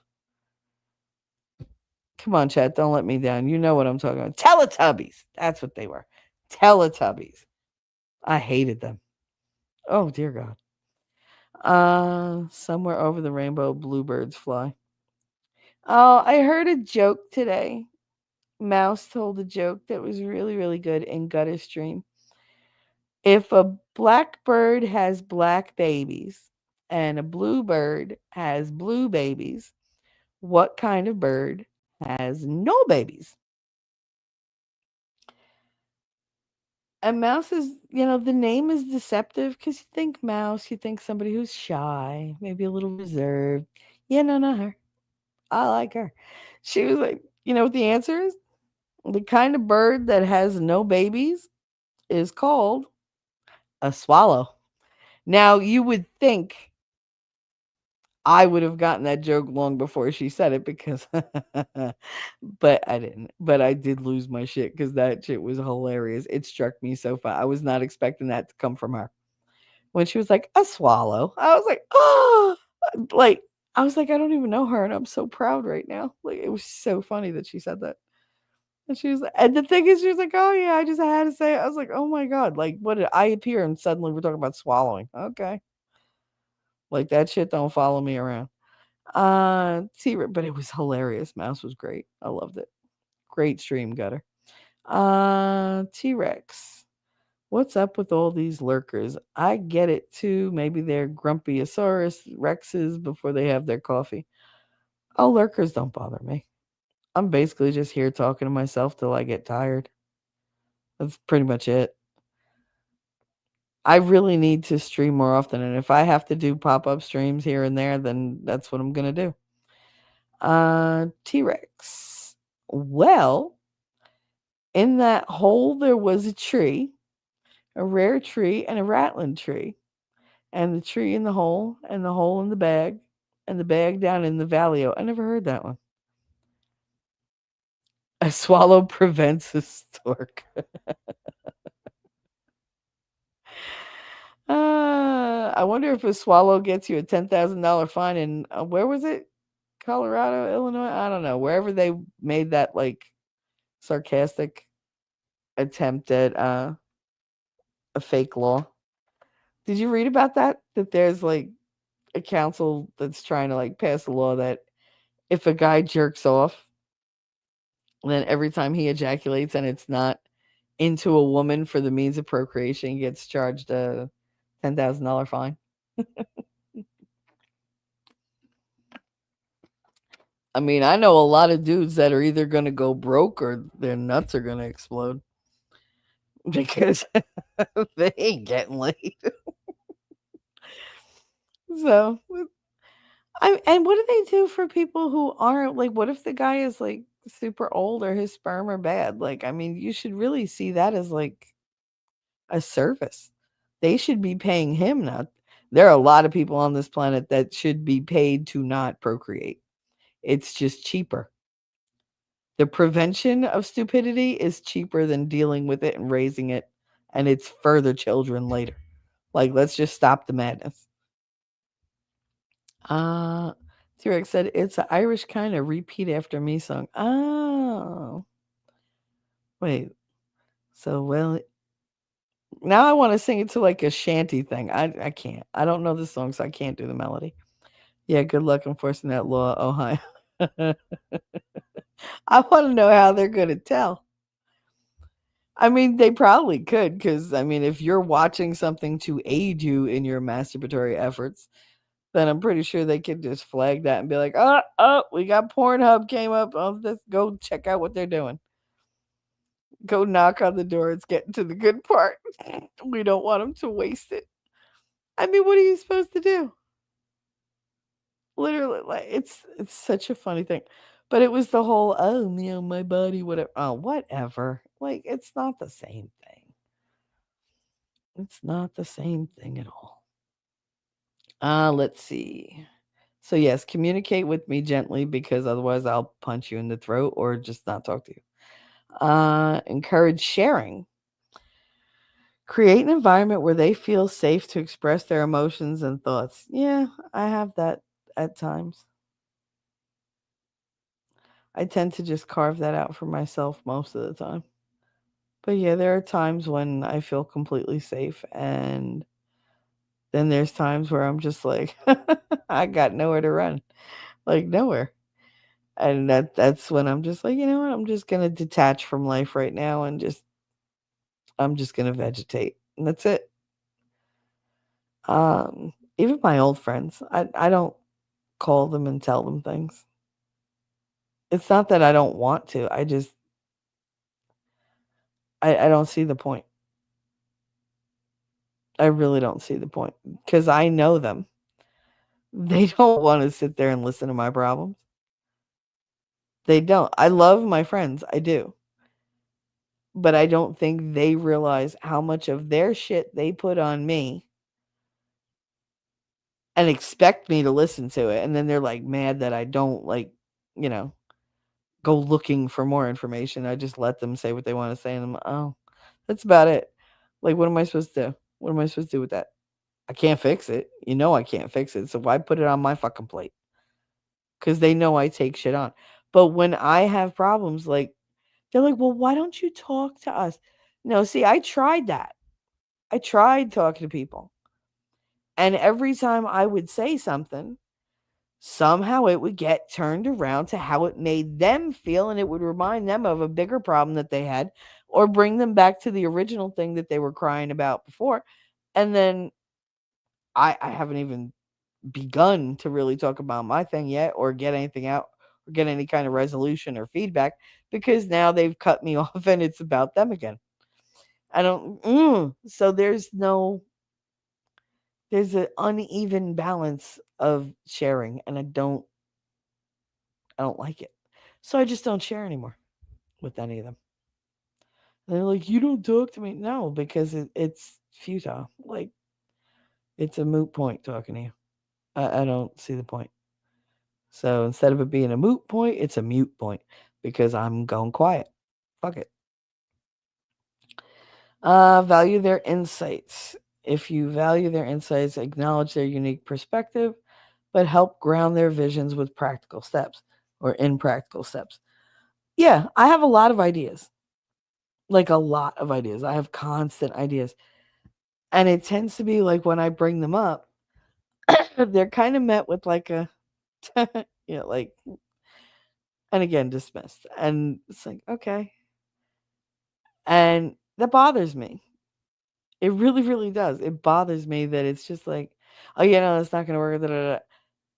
And then a couple months down the road or a couple weeks down the road, suddenly they have this idea to do whatever. And I'm like, bro, I literally told you about that like in depth like a month ago. Oh no, no, that was totally different. That wouldn't have worked. This is a different idea. No, it's the exact same motherfucking idea, but for some reason you think it's yours, but okay. I mean, my whole life that's been happening. And it's like, okay. And then they run with the ideas and they're successful and they're happy and whatever. There's never a thank you, nothing. If I have ideas about what I want to do, I usually keep it to myself because other people are very quick to tell me, oh, that's not a good idea. That's not going to go anywhere. Oh, you won't be able to do that. Oh, and I just love when people tell me I can't do something. It's great. It's great. But like they ask me questions, I give them answers, and then they completely ignore it. It's like, really? But they're like, oh, you're wrong. We'll see. We shall see. Um, but yeah, one way to definitely like handle me is to just listen. Just listen and acknowledge that I said something and that it was worthy of listening to, basically. You don't have to do it, but at least tell me you're going to think about it for a couple minutes. Don't just brush it off like it's a bullshit idea. You know, I'm not stupid. So, I mean, listening to me on a lot of things could be helpful. I'm not saying I have the answer for everything, but I mean, you could have a different train of thought based on something that I said. It could spark or trigger some other kind of thought in your own head. That's how I have my eureka moments. Weird little things set them off. I'll be trying to I'll turn something over in my head again and again and again and again and again. And I'm like, why can't I see it? And then all of a sudden, like, I'll hear a song lyric, or I'll see something on the TV or whatever. And it's not what I was thinking about, but for some reason it clicks something in my brain where all the pieces just kind of fall and they fall into place, like, almost instantaneously. And it's like, what the hell? Oh my God, I totally get it. That happens a lot in the shower, believe it or not. I don't know what it is, but, like, I'll be washing my hair and all of a sudden, like, 3 things that I couldn't fucking figure out suddenly make perfect sense. And it's just like, oh, I get it now. Like, oh, that's the only time that happens consistently. What makes INFJs different? Oh, this should be good. Rare personality. I've never been called a rare personality. I've been called a strong personality, but rare, not so much. I know INFJs are supposed to be, here, they're one of the least common types, making up only 1 to 2% of the population, which can lead to feelings of being misunderstood. I think people get creeped out when, especially like face to face, when they're talking to me and all of a sudden you can see on my face that I know you're full of shit or that I'm onto your game, because I won't say anything, but it shows on my face. My face says more than my mouth ever will, because I can't fix my face. I can't hide what I'm thinking from other people. Not like that. Like, if you're saying something, I will catch you in a lie. I will catch you in every inconsistency. People think that they keep information from me. They don't. Because everybody slips. Everybody. And I remember. I won't point out the slip, but I will keep that information in my head and I will never forget it, because, oh, that was a nugget you didn't want to get past, but all right, that's your secret, but now I know it too. So it's like, all right.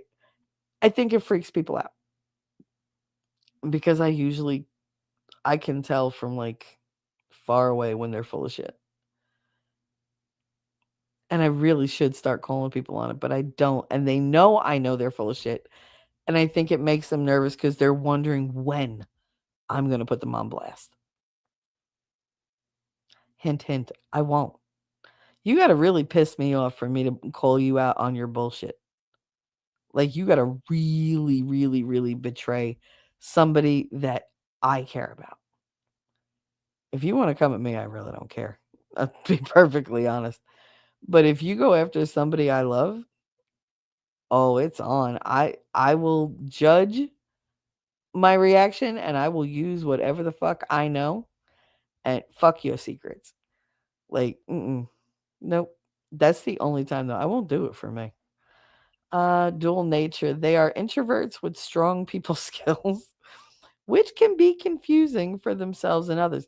Yeah, I love talking to people. I don't like being around them. I love in-depth conversations that go on for 12 hours. I hate small talk. I hate vapid people. I hate people who swear they're like, you know, the be all end all on certain subjects and really they know nothing. I hate people that talk with confidence who don't know what the fuck they're saying. It bothers me because I'm like, dude, you're such a liar.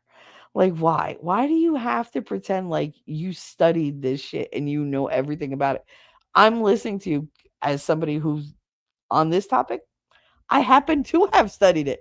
And you're just digging the hole deeper with your bullshit, just making it up as you go along. And I'm just going to sit there and just watch you just bury yourself. I won't say a word, but I tell you what, that person knows that I know. They know I know because all you got to hear is the, and they know, they're like, oh shit. It's fun. Always fun. Anything in chat? Let's see. What are you gonna do? Put a sensor on my dick? That's T-Rex, by the way, not me. I'd rather kill Dozer than let them in my house or put a sensor on my eggplant.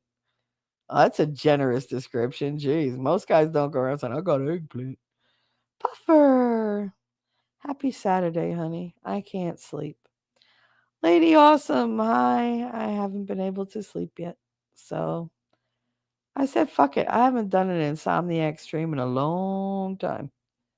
So here we are. I'm just here hanging out, just reading about my own personality. Basically talking to myself. It is what it is. I hope you ladies are wonderful. I hope you had a good day yesterday. Just saw a news story. Woman in court for locking her husband in a dumpster with the lid closed overnight.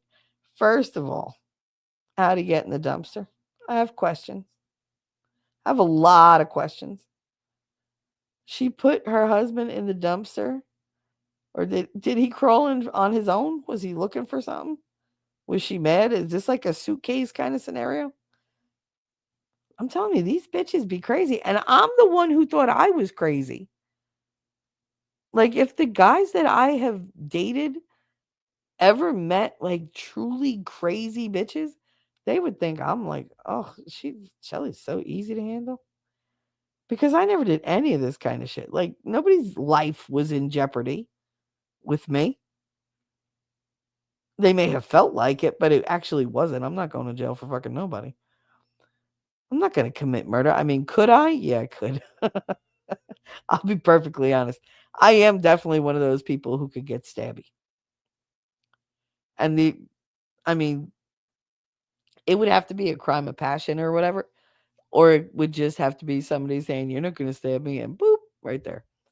Because that's, why else would you stab somebody? Because they told you wouldn't. T-Rex said they're with him. They're with him. How was I supposed to know he didn't get cell reception in a locked dumpster? I've never been locked in the dumpster. Okay. I assumed that he would call his son's teacher so they could have another parent-teacher conference after she got him out of the dumpster. You're making a whole bunch of sense that don't. Just to let you know, T-Rex. I know you're tired, but you're skipping entire parts of sentences. And I know I'm tired and I'm high, but I can still read. But I can't read that. Like, I don't know what the hell you're saying. What, she had a parent-teacher conference and locked her husband in the dumpster? Why? So he wouldn't go? I mean, what was he going to find out? Did the kid fail something? Like, are they using the wrong pronouns at school? What the fuck? Like, what was he going to find out? All right. What makes me different? My mama said I'm different. My mama said I'm special. Dual nature, we already did that. Conflict between idealism and reality. They often live with an internal struggle between their ideals and the harsh realities of life, leading to a unique depth in their personality. Listen, I know how things are, and I know how things should be. I know how I want things to be. I'm very aware of those things. I don't think I struggle with them. I mean, I know they're there. I identify them, I acknowledge them, I deal with them, and I forget about them. A lot of thoughts you just have to let them go because they don't serve a purpose. They're just thoughts. They're just your brain taking all the little loose, it's like gathering loose change from the seat cushions. Yes, altogether it's worth something, but not nearly anything that's going to be effective. Like, sure, oh look, I got $1.50. You can get a soda. Good luck. I mean, I don't even know if you can get an Arizona iced tea. They're still 99 cents. But yes, it's a lot of little things all together. And yes, it looks like something substantial, but in actuality, it's not. Don't add up to much. And that's what a lot of thoughts are. It's just spare change. It's always there. It's unexpected. They just fall out here and there, wherever. You just find them in the most random of places. Makes no sense. It looks, when you put it all together, it looks like it's meant to be something, but it leads to nothing. So that's what errant thoughts and everything are, just like spare change. Catalysts for change. Their tendency to see potential in people and situations often positions them as catalysts for personal and societal change, but they prefer to work behind the scenes rather than take the spotlight. My friend Rachel used to say that I had to be the center of attention because I talked to store clerks. Apparently, that makes me, the center of attention, because talking to a cashier always puts you in the spotlight. I never understood what her fucking problem was with people talking to me.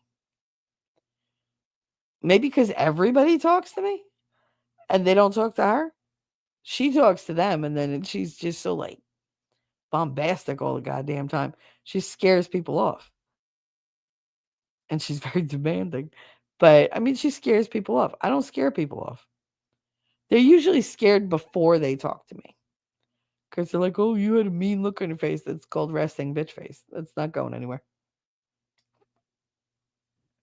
I wear my jersey right on my face. There you go. Here's my jersey girl. And she's sitting there with her big hair telling you, go fuck yourself. She don't even have to say it. My face says it all. Go fuck yourself. Get away from me. And yet, with this unapproachable persona they swear I have, why the fuck everybody talk to me? Why? I thought you were so unapproachable. You should have gone with that. Because I am. You're talking to me, and I'm just standing there looking at you like, okay. Oh, you don't mind? I don't care. And that's the thing. They're like, you don't mind? No, it's not that I don't mind. It's I don't care. You have been talking to me for an hour and a half. I could tell you everything that you told me. It's all in my head. I heard you. But while you were talking, I was thinking about all the other things that I got to do and making lists and whatever. So, I mean, it was just one ear on you and, the rest of my brain for the things that matter. But, yeah, no, I don't like being the center of attention. Even this, like, I'm very happy with a small audience because it's a small audience. Because I don't feel like I'm talking on a show. I feel like I'm just talking to my friends, which is what I'm doing right now. Their tendency to see potential in people and situations often positions them as catalysts for personal societal change. I do tend to think good things about people. And I think I do see more good things in them than they see in themselves, usually. I'm not very good at judging people for how they're using me because my emotions get in the way. Because if I care about them, I have this weird assumption that they care about me. And that's not always the case. In fact, it's not usually the case. So I'm a very bad judge of character in that regard. But when it comes to like looking at a person and knowing what they're about, when I see them dealing with other people, that's very easy for me. I guess I'm more like what do they call those? Sociologists, anthropologists? What are the ones that they study like tribes and stuff, but they're not allowed to interact? They always do it like from an outsider standpoint, purely observational. That's me. INFJs are complex with a rich inner world that might not always be visible on the surface. Understanding and appreciating their unique qualities can lead to rewarding interactions and collaboration. Yeah, I'm the bomb fucking diggity. Sure, I'll sign up for that. Do do do do do do do. I will sign up for that. What are this? What does it give me? INFJ in the workplace? No. ENFJ comparison? No. More examples. I don't know what this is going to say. Here are further examples under each category to enrich. Do you see how fast this shit works? To enrich the understanding of INFJs. They're private, complex, moral. Yeah. I might not make the best, like, inhibition kind of area decisions all the time, but strong sense of ethics and justice, yeah, that's 100%. 100%. Advocacy is a strength. Creative problem solving, yep, always think outside the box. Loyal, very. Mentor, good at helping others grow. Yes, sir. Yes, ma'am. I sure am. Sure am good at helping people grow. Next, you're gonna say I'm good at hardening people. Yeah, I'm good at that too. Oh, I used to be. Weaknesses: prone to burnout.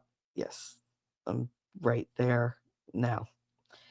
Difficulty with conflict. Yep, also that. Self doubt. Oh, I'm all over that bitch. Guilt. Not really. Not right now. I'm too.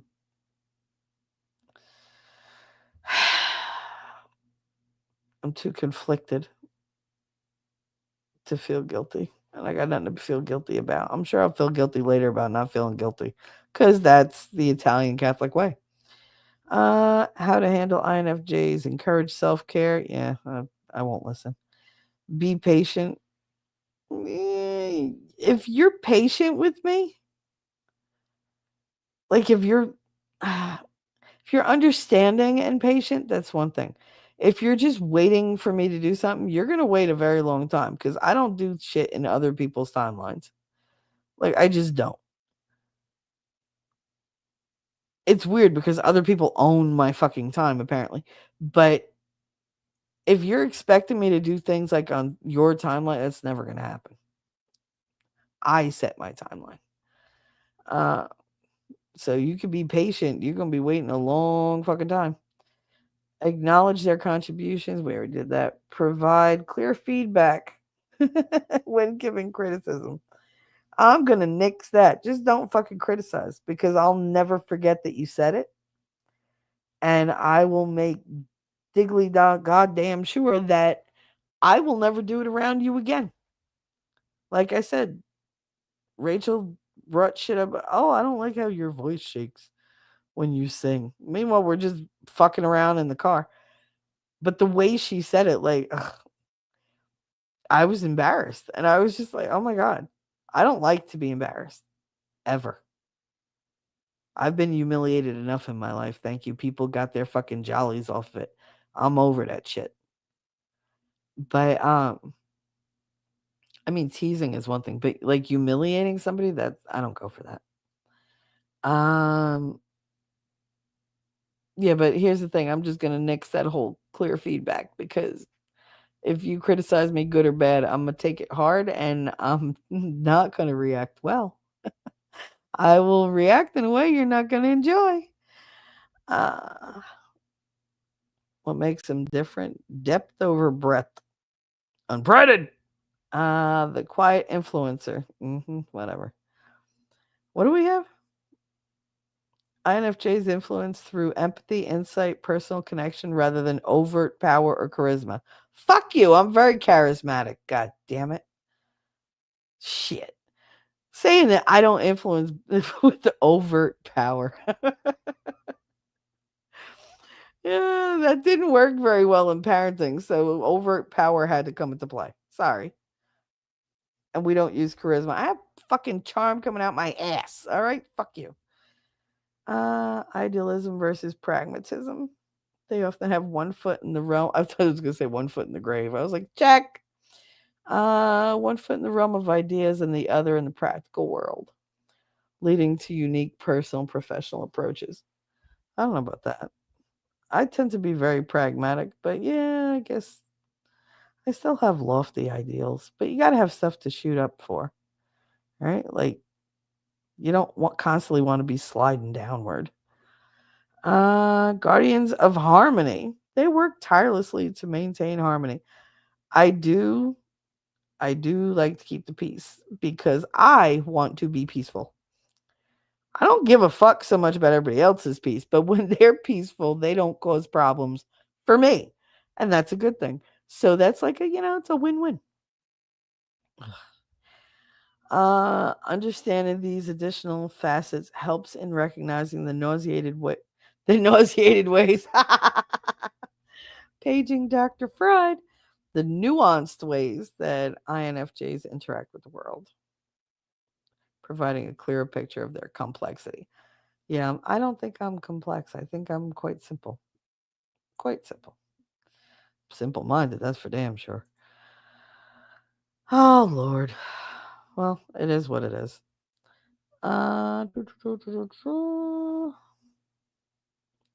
Let's see. I got to scroll all the way back because Streamyards is a fucker. Oh, Amber Ellis saying hi. I know I'm tired and high, but like I can still read. Chef's kiss. Mwah. It's true. I can read. People tell you way more than they mean to. Oh yeah. If you just listen to what they actually say intently enough, especially if they say something and then really quickly skirt past it, that's the thing. Well, yeah, but I mean, people say so much more in the stuff that they're intentionally leaving out. See, I don't really care much what they're saying because there's not a lot of um, real information there to be had. It's the stuff that they're intentionally leaving out. That's where I get my information. That's when my instincts kick in and my brain goes, ooh, ooh, ooh, ooh, that's something's missing, right? And in between those two sentences, those don't connect the way they're supposed to. There's a gap. Like, what did they do that they're not telling you about? And that's the part that interests me. I've said it many times. Like, I can have all the information and I can know exactly what happened, exactly who was there. I know the whole fucking story. But I know it because I pieced it together. I need you to sit in front of me and confess because I want the confession. I have all the evidence that I need, but I want the confession. It's a thing. I live for the confession. My face says too much, Puffer said. And then I think about it. I know. I know. My face always just will tell you anything you need to know. Anything, which is why I'm not on camera. It's one of the many reasons. I can't imagine going on camera and talking about the things that I talk about because I'm not here to talk about them in a clinical way. I'm trying to talk about things in an authentic way that people can relate to. And that's going to be emotional. And I'm going to cry. And I'm not going to be on camera crying. Like, you know how many memes would be made of me if I just sat there and just cried all the fucking time? Like, why? And also, I am the queen of goofy faces. I don't have a goofy face. I make goofy faces because that's what I like to do. I always used to do that. One time, I don't know what the hell happened. I was in the park. Everybody was in the park. Billy was in the park. We were not talking to one another, and somebody said something, and I heard it, and the face I made said everything about what I thought about what they said. But he saw it, and I guess it was such a whatever.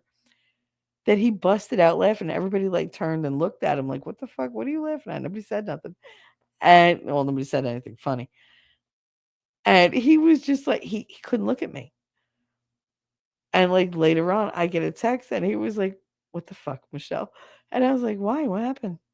And he was like, "The faces you make when people are talking is fucking hilarious." I was like, "I don't even know what you're talking about."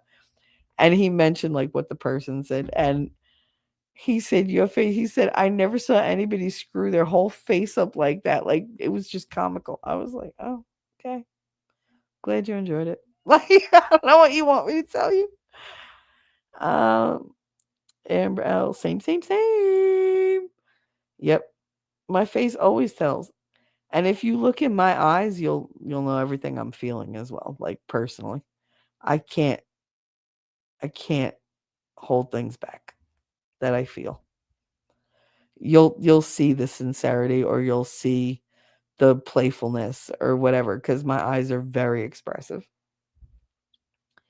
Uh, what the heck's going on here? Shelly's having a sleepless night again. Woo, it's early. Yeah, I couldn't. I tried going to sleep at like 20 after 4, and it just 4:20, ironically enough, and I just couldn't. So I said, "Fuck it, I'll do a stream." I haven't done an insomniac stream in at least 2 years. Never too early. No, it's never too early.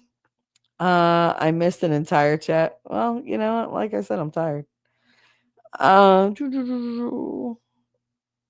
Chris said, "Yeah, more I was sleeping." No, he said he was talking to me because I couldn't understand what the fuck he was saying. But that was a whole 7 minutes ago. I mean, I'm not that far behind. I'm less than 10 minutes behind, and I was talking. Don't complain. Uh, Maddie wants to know if you're adopting clumsy time. Captain Kern, charm coming out of my ass. Dear, those are generally called bees. No, no, we don't play those games. Nope, nope, nope. They're not my lucky charms. It's just charm in general. The non corporeal kind. Figurative. Spiritual charm, in fact. Beads, charms, either can go on a bracelet. Ew, I hope you wash them first. Disinfect those fuckers. Uh-uh.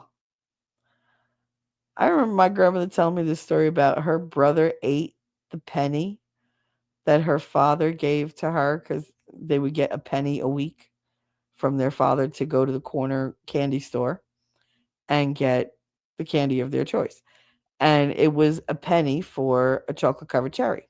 That was my grandmother's favorite, treat.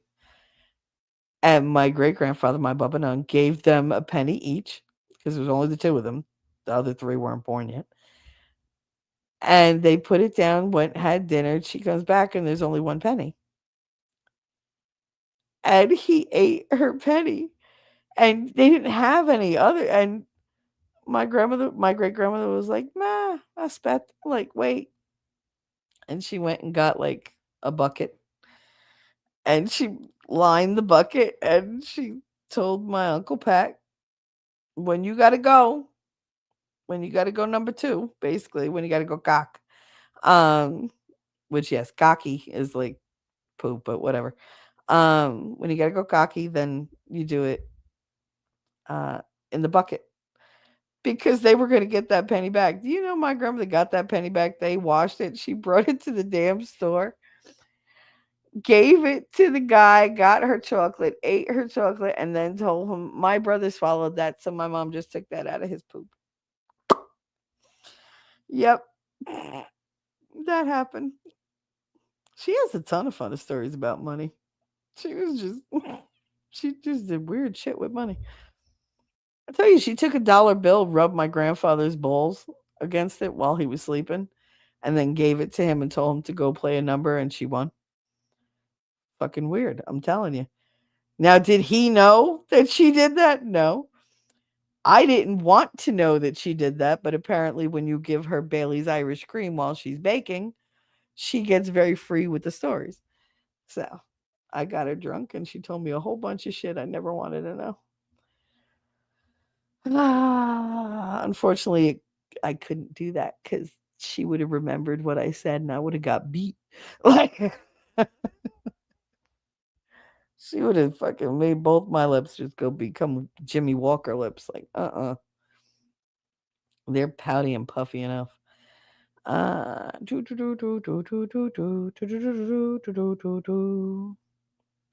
Early morning stream. Good morning. This was just supposed to be a short, like, half-hour stream, and I'm on here 2 hours talking to myself. I mean, now you guys are here, but for the most part, in the beginning, I was just talking to myself. Lady said, "Hey, did you all hear Trump is doing away with pennies?" Yep, yep, yep. Which makes that story not only funny for me, but in 2 generations, they won't even know what the fuck it means. They'd be like, "What's a penny?" That'd be like me saying, "Oh, yeah, oh well, he spit out pence or whatever." Although now we have Mike Pence, so that somebody could think that, and that's just gross. Ugh, ugh. Um, hold on to your pennies. They're going the way of the dodo, which sucks because I love pennies. Yeah, pennies are cool. I mean, they're still going to be in circulation. They're just not going to make any new ones. That's going to suck for those people that make those collectors books. You know that, right?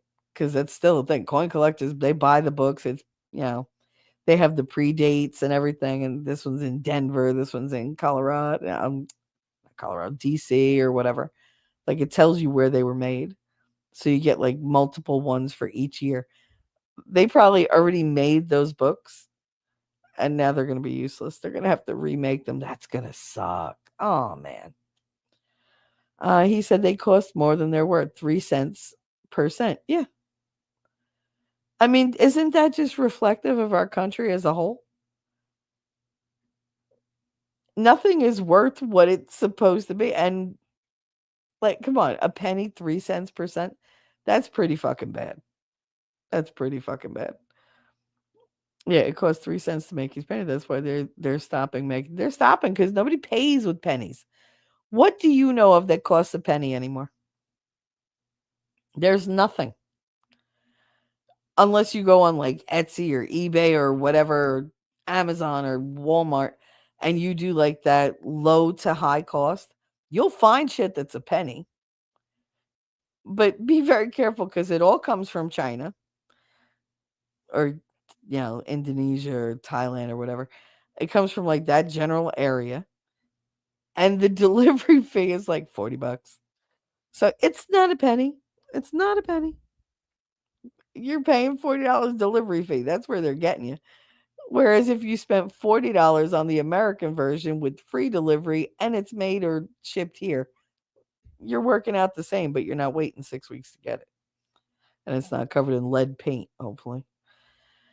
They stopped putting copper in them years ago. Yeah, I know. I know. That's like the silver dollars that were made before 65, 64. I know, but if you take like a $half or a silver dollar and you look at the side of it at the ridging, if it's before a certain year and it doesn't have that line of different color siding, like that copper line, then you most likely have a solid silver um, $half or dollar. I have so many of them. I mean, if silver is ever like really, really like, then I'm good because I have coins that are from like the 1800s. I have so many of them. I used to love collecting coins. I still do. I just don't see them anymore. RB and I, same page. Same page. Yep. Just so y'all know, RB is doing a stream at noon today, which I had planned on going to. And I'm going to apologize from now, RB, if I fall asleep. I have every intention of being there. However, I haven't slept since way yesterday morning. And I'm punchy right now. So if I fall asleep, I don't know if I'll wake up in time. I'm going to try though. I'm doing my best. But if somebody could throw his link up or whatever, I don't have any of my mods. T Rex, make yourself useful. Arby, here. Put your link for your thing for your channel or whatever. Do I have to? I think I have to mod you for now. I might temporarily mod you so you could do it. I don't want last to have to do anything. It's way too early. Let her relax. All right, so I'm giving you a wrench for right now. Not a lot of people have wrenches in here. I'm giving it to you so you can put your link up because he's got a 12 o'clock show today. So if you guys could make a note of it and attend, be very much appreciated. Please and thank you. Great minds think alike. Then again, so do ours.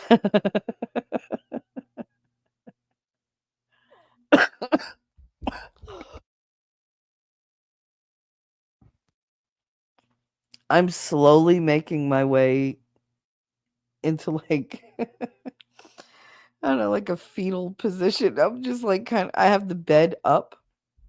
Like I have all the pillows behind me, everything, and I'm just starting to like slowly like keen over. Or keel over, not keen, keel. There you go. Words are hard. Judge Maddie, I have 1,545 speed records. No one under about 45 even knows what I'm talking about. I'll go you one better, Maddie. Not only do I know what 45 speed records are, the fact that I said they were 45 speed instead of just what you wrote, which is 45 records.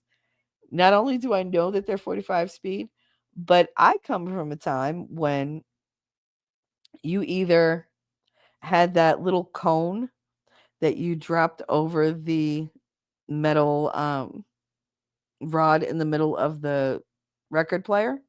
So that, that little cone that just sat in the middle, so you could put the 45 and it didn't like go all around, it stayed stable because the whole circumference is different on a 33 and on a 45.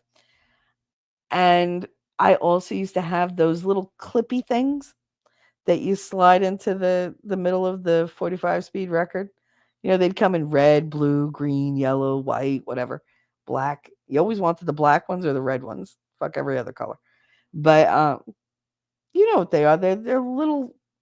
They almost look like little ninja throwing stars. And you clip that and you slip it in and phrasing. But it just used to clip right in, like not clip. It would click in. It fit the hole. Okay, it filled the hole. Damn it. But that's how far back I go. I go back far enough that we had, well, we still have. My uncle has it, asshole that he is. My great grandmother's Victrola, the kind with the crank and the big horn on top. It's got the big wooden base and the super thick needle handle. Like this thing literally was like the size of the palm of your hand and heavy as fuck.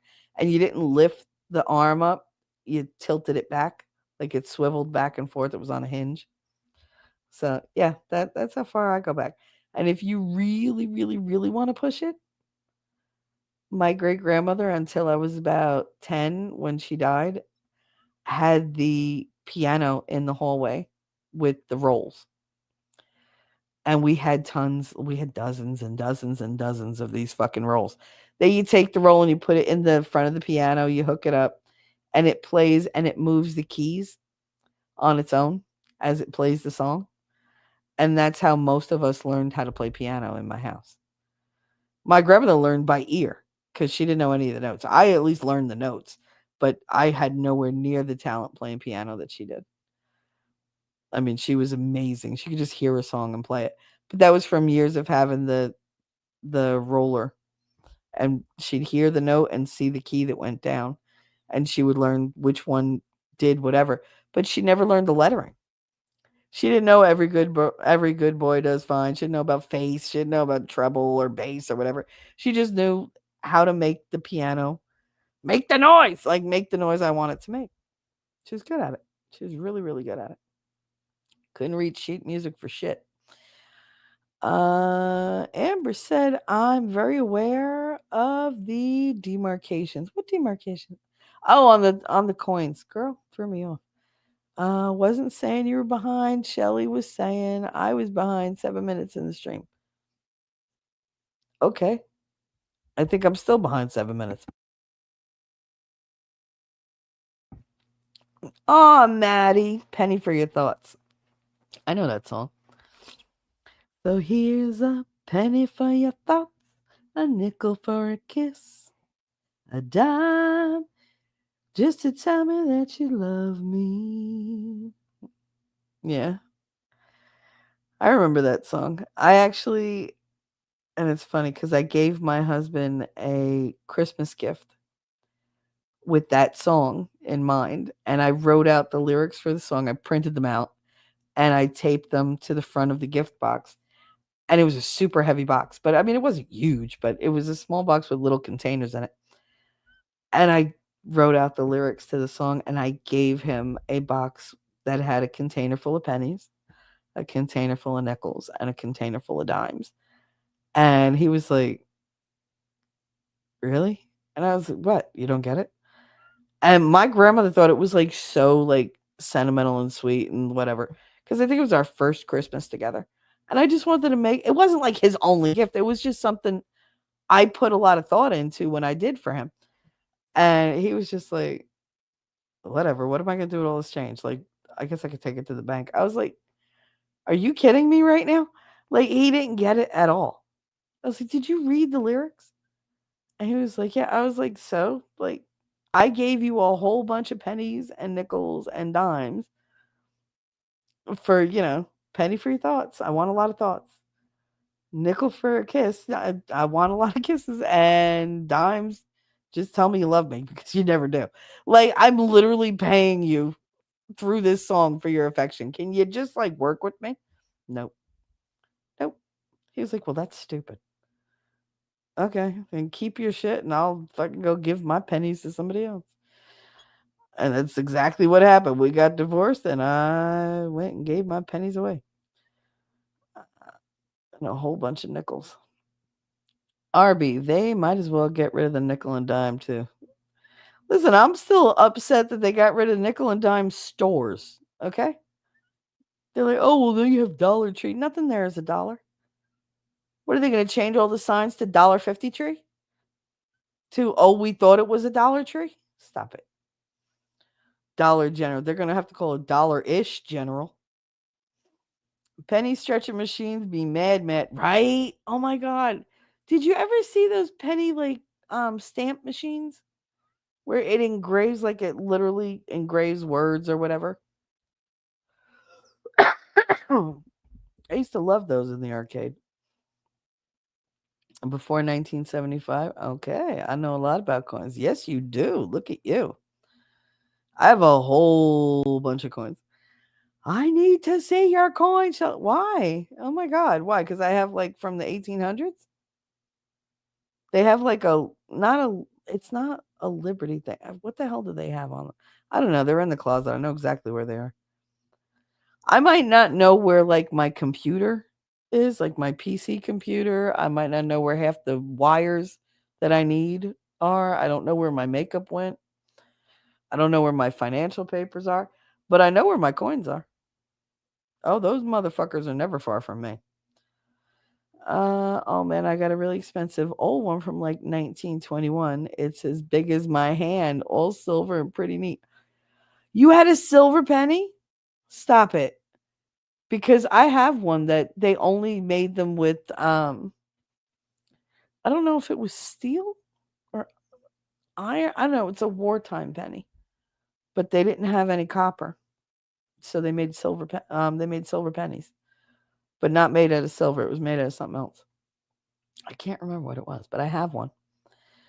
RB, no apologies necessary. Replays are welcome too. The important part will be the first hour or so. Okay. Very cool.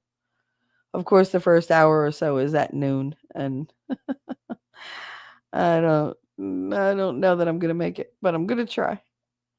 I'm gonna set my alarm. I don't know if I'll hear it though. I'll get it. You'll get what? The link? That'd be cool. I think I'll be helping a friend set up for his daughter's birthday party at noon, and I don't have a wrench, so I can't link. I know, honey. Wait, I think it's 1917, whatever. It's around that. Yeah, it's probably around the First World War.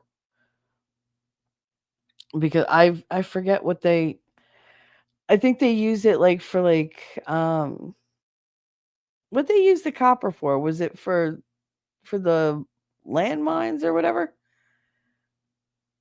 I don't remember if is that how they did detonations with copper wire? So they couldn't like use the copper in pennies. I forget the whole reasoning. I'll be doing a primer on moral foundations there. I did read that. You put that on Winning's general chat, so I read that to him earlier. He went to bed a little earlier than me. He went to bed around 4. Or at least he said he was going to bed around 4. But he might be there. I don't know. I reminded him, but he hasn't slept very well this week. So if he stays asleep, then we'll both do the replay later. Separately, of course, so you get the views. Judge Mary said 1982 they changed pennies to tin or zinc. Oh, in the late 70s the banks paid you like $1.20 for 100 pennies. Really? That's cool. Subbed and notified. Look at you. Thank you, Amber. Thank you.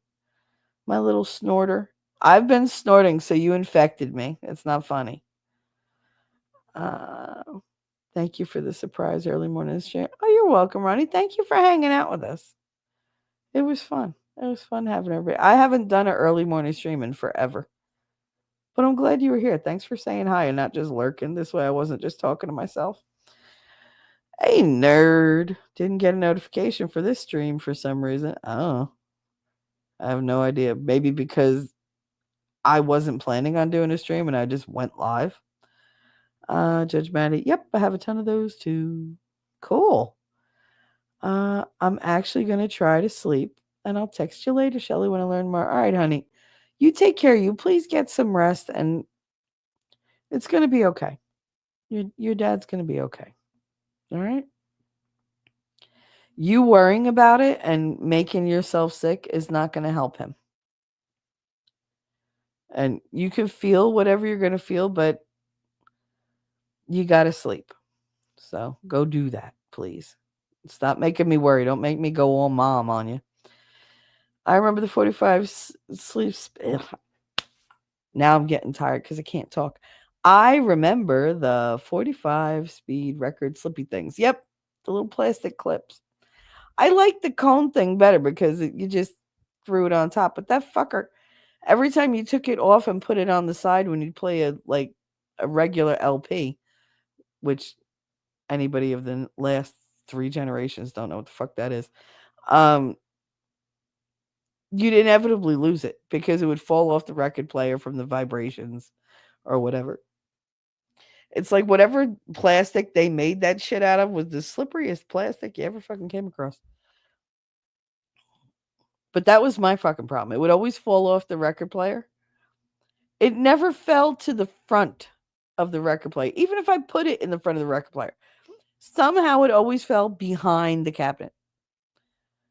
And you'd have to get on your hands and knees, go crawling underneath the cabinet, try to move shit. And then you're like, oh my God, what's all this stuff under here?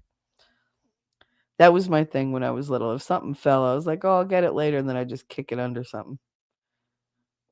I don't do that anymore, but I used to do that when I was a kid. Everything got kicked under something to the point where my grandmother would be like, I'm not going down there. I have vertigo. I can't get things off the floor. So you're just going to have to go and pull all that stuff out that's under there. There's nothing under there. Yes, there is. Go clean it. Okay. My dad still has his 70s turntable. Oh, I love record players. Love record players. Vinyl records and record players have made a comeback in the last few years. Yeah, because people think they're retro. It's like, fuck you when you're retro. You don't know what it's like. They don't know the struggle of an 8-track. Take that damn bulky tape with that thin ass, friggin' recorded tape inside it. You shove it into the friggin' 8-track. First of all, you never knew what volume you were going to get. Some 8 tracks were super low, some were like, rah, rah, rah. It was bad.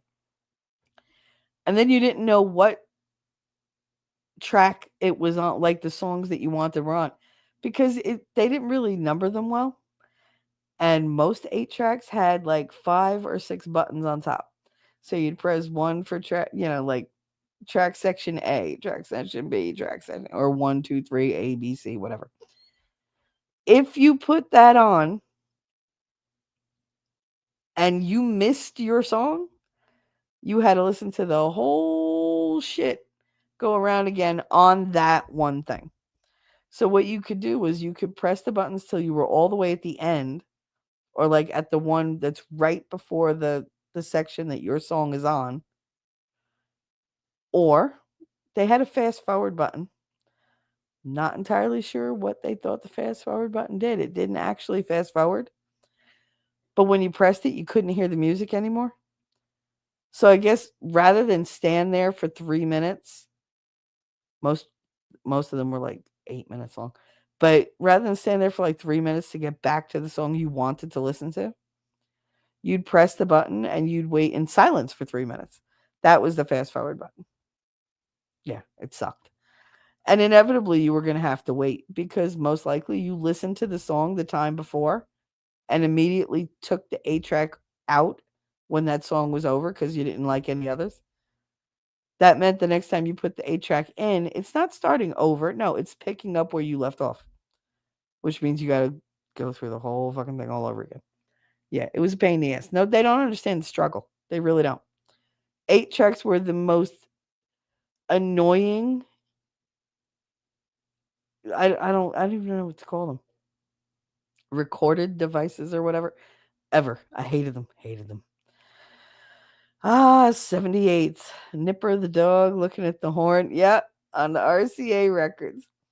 We used to have all the Italian albums, and we had a lot of like Jimmy Durante on the 78 speeds. On the thick one, the real thick fucking records. Like you could hurt somebody with those fuckers. They were heavy. They didn't have that flexibility that the regular LPs, the extended LPs had. The 78s, they were rough. The real big ones, what are those? 44 speed? Because it was 33. No, it was 33, 45, 78. That's what it was. So which ones were the 33? Were those the real big ones? Like the super skinny extended LPs? Uh Listen, I didn't even know they had extended cassette decks. Like cassette what are they called? Yeah, I know. I'm getting real tired. I can't remember words now. What is it called? Cassette deck? No, that was the thing you played on. Just cassettes. Fuck it. But I didn't know that they had like different length ones. I went to Sam Goody's once to buy them, and I was like, why are they different numbers? 30, 60, 90. It didn't dawn on me that this one was 30 minutes long, this one was 60 minutes long, this one was 90 minutes long. It dawned on me eventually, but at first it didn't. It didn't make sense. I was also like 8. So I can't read bass clef, but I could play a piano by ear. Mad respect for that. Yeah, that's a talent. That is a talent. And a lot of people cannot fucking do that. I love when people, they're like, all right, we're all going to sing in this note. And they play the note. And I'm like, I can't pick a fucking key to sing in. Like, I sing in all the keys. Sometimes all at once or in a row. I don't sing because I'm good at it. I sing because I like it. If nobody likes it, they can go fuck themselves. Like, I really don't care. Outpost nerd. As a kid, I would sit at the piano in my mom's Sunday school class early on Sunday mornings and take a hymn book, and I taught myself Jesus loves me. Aw, that's nice. That's a nice little memory. Amber said, a penny for your thoughts. Oh no, I'll sell them for $1. They're worth so much more after I'm gone. Yep. I know that song. They're worth so much more after I'm a goner. Maybe then you'll hear the words I've been singing. Funny when you're dead, how people start listening. I know If I die young, right? If I die young. Yep. I know that song. I know that song. Bass clef is is a pain to me. I used to hate having to practice chords on the piano because my right hand action on the on the piano is fine. I have very nimble fingers. They had no problem. Well, I used to, but they had no problem navigating over the keys and crossing over one another and hitting the sharps or whatever.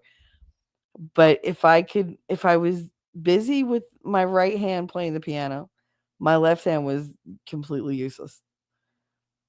I just I and the thing is, the funny part is, I'm ambidextrous. Yet that fucks me up.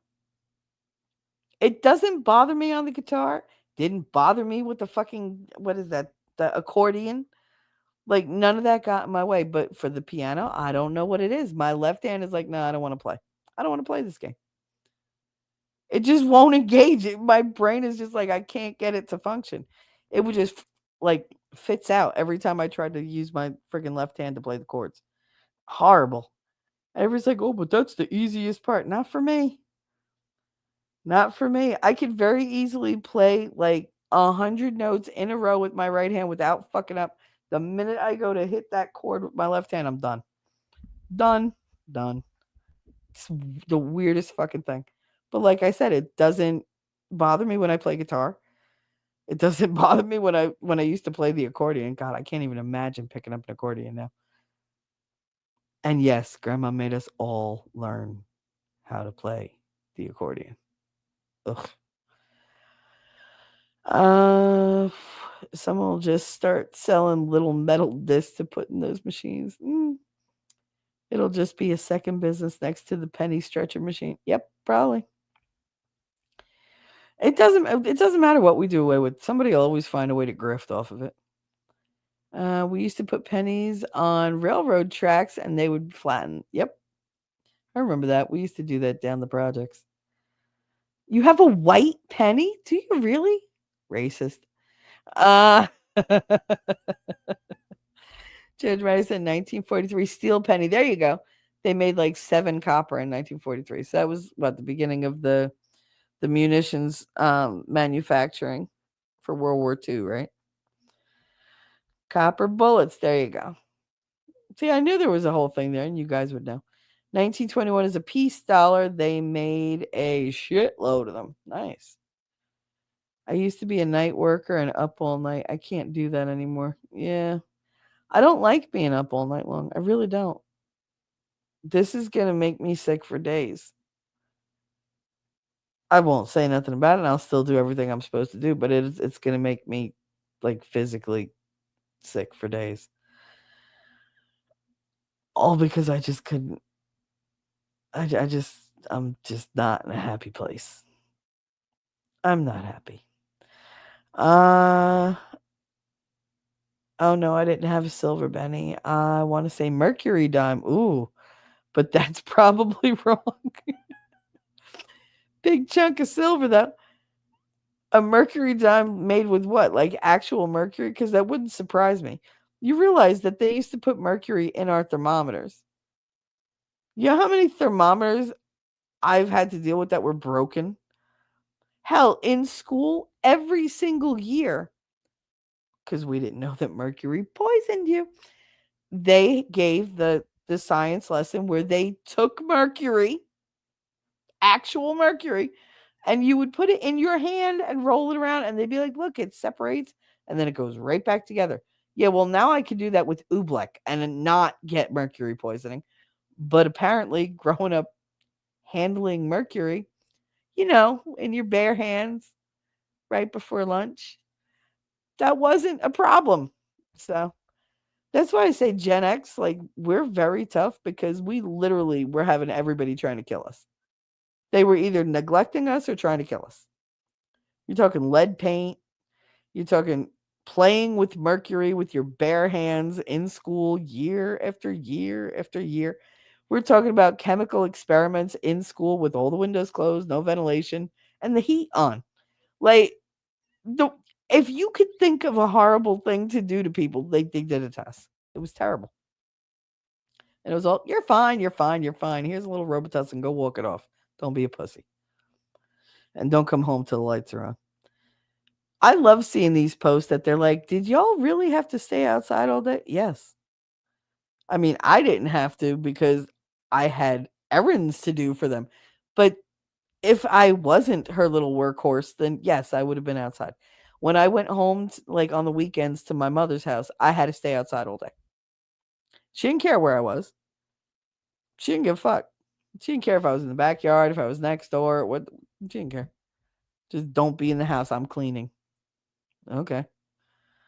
Um, but yeah, all sorts of things were ready to kill us. And they're like, but like how bad it was bad enough that our parents had a 10 o'clock reminder on the TV so that they would look up from their crossword or look up from their, scotch, their beer, whatever, and say, oh shit, I have a kid. It's 10 o'clock. Where's the kid? Did they eat? Oh, they ate. All right. Is there any left for me? Like that was how we were treated. Where we had tons of kids on the back of milk cartons. It was fascinating to me that there were all these different kids on the back of milk cartons. Never once did it dawn on me, why are all these kids missing? Just knew they were missing. Like, okay. Just figured, all right, they just wandered off or whatever. They ran away. No. Infecting you with the snort is hilarious to me. I do. I snort all the time now. It's terrible. And the thing is, they tell me jokes to make me snort because it amuses the shit out of them. And I live to please. I feel like I'm supposed to be too young to fully understand what you're saying, and yet I do. I know I always feel like that. I don't feel like I'm 50. On a good day, I'm about mentally I'm about 19. Used to be 16, but then I got sick and I aged. But no, on a good day, I feel about 19. On my best day, I'd say, well, maybe not my best day. On like my worst day, I usually feel like I'm around 30. Around there. But I don't feel older than like 32, 33. If I really had to stretch it, I'd say, okay, maybe I would agree that at times I'm kind of 40-ish. But no, bitch, you're 50. Like, granted, I don't look like my mother looked at 50.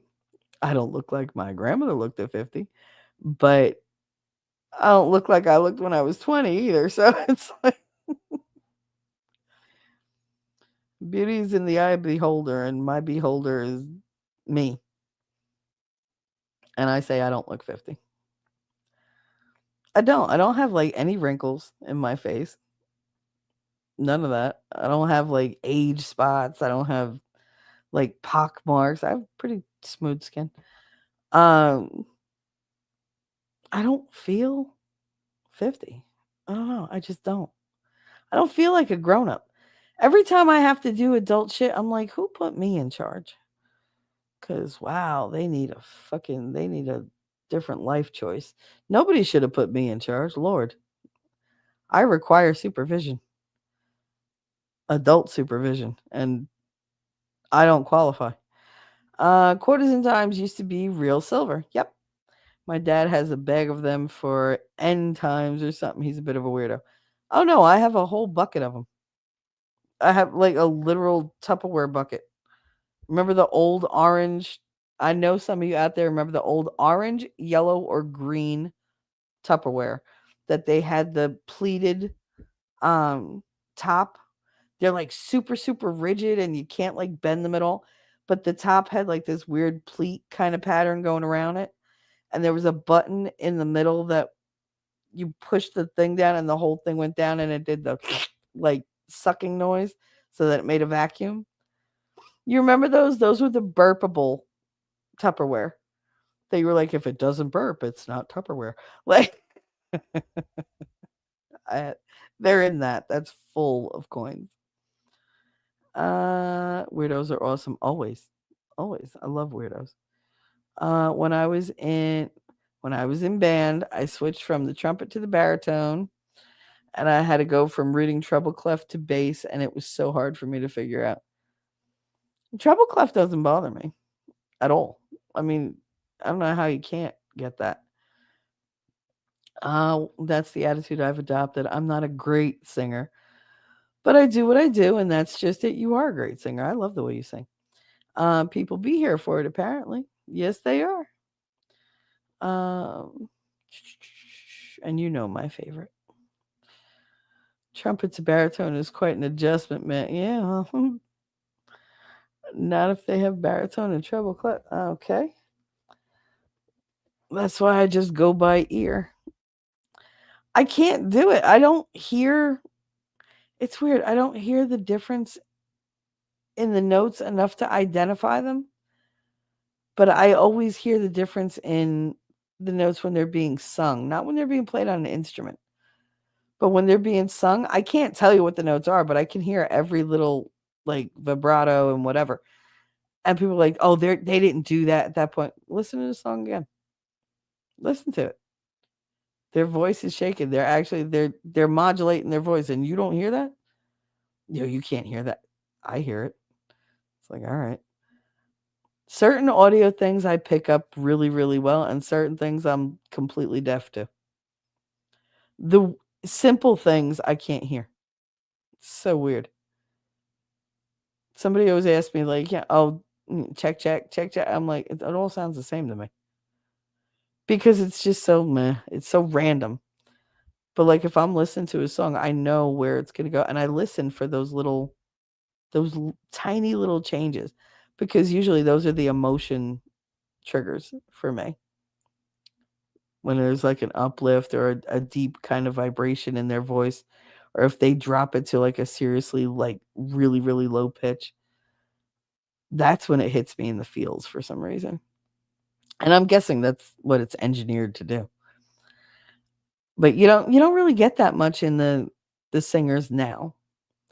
You get that in like the old jazz singers, you get that in like even like the Andrew sisters, like all the people that actually had talent to sing, they employ all those things. These auto-tune bitches don't know how to do that. Nerd, I don't know if I want to read that. My lips were too big to get a good sound on the trumpet. And when I switched to baritone, my sound quality was amazing. So you only blow big things. Good to know. And show judges really complimented me on the sound. Awesome. So you make much more sounds when you're blowing big things. Gotcha. Amber just put a zipper on her mouth. I don't blame you. I said it for you. I'll post these for euphemisms. Wait, euphoniums, not euphemisms. Euphoniums. I don't know what the fuck that is. And baritones. Mostly reed and bass clef. T-Rex, you're supposed to be fucking sleeping.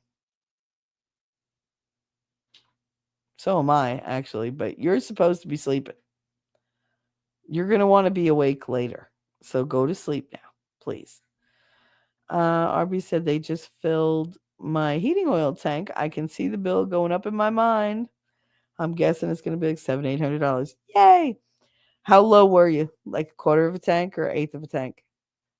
Because my mother just got it. We were down to like an eighth of a tank, and she got it filled up, and it cost her about $780.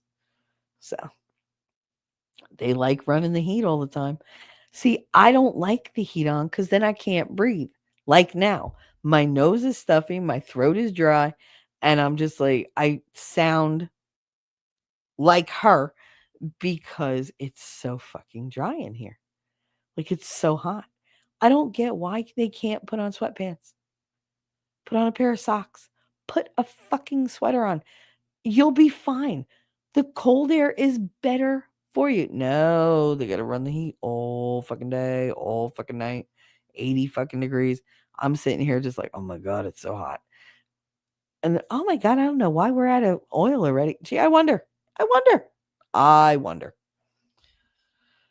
Takes if would would take a 200 IQ to figure out how they're going through heating oil when they don't turn the heat off ever. It's like 99% silver. Took it to a coin guy. He offered me 1,500 and I said no. Good for you. Hell no. Hell no. You hold on to silver. You never know when you're gonna need to cash that shit in. I played the I don't know what that is. They're basically the same. Okay. So you played with your instrument a lot. Got it. T Rex said, I should have been a trombone or a euphonium player. I don't know what the fuck a euphonium is, but I wanted to play clarinet because it's what my mother played, and so that's what I did. Aww. Did you have the fourth valve? What the hell are you talking about? Clarinet, buddy. Oh, I guess she played the clarinet too. I couldn't even play the recorder. I'm not good at that. I know, surprising. I'm not good at blowing something, but I mean that's the only instrument I'm not good at blowing. Sometimes I had a third valve. That sounds like a personal problem. It's 10 p.m. Do you know where your children are? I still have one and an oboe and a flute. Aw. I had to use a school horn my entire time in band. Oh, you poor thing. I love it. I want my own euphonium and I don't have a 2K or 3K for. Oh, you don't have the money for them? I don't know what the hell that is. And who is texting me right now? Oh, that would be Nerd. Okay. I don't know what you sending me, but I'm not opening up my Discord. You're not fucking 50. Shut up. I am 50. In a month and a half, in just 6 short weeks, I'll be 51. Amber said I'm 90. You're 90 miles an hour, maybe. Now we don't have a milk carton kids. We just have government losing kids problem. I know they don't advertise the kids that they steal anymore. Sad. I guess they fell out with the milk industry and was like, no, we're keeping it quiet. Got everybody beat. You are not. Who's gorgeous? T-Rex, she said you're gorgeous. Oh my god, oboe is one of those instruments I couldn't get a decent sound out of. It's so hard to get the mouth shape right. Practice makes perfect. Practice makes perfect. Listen, not to my own horn, but if you practice a lot and then you take an instrument and you put your mouth on it just right, you can make the most lovely music come out the other end. Trust me. The oboe is a torture device. Yeah, so's a bra, but you don't see us bitching about it. That's so true. I was first chair, so I guess I'm good at making my mouth do the things necessary and such.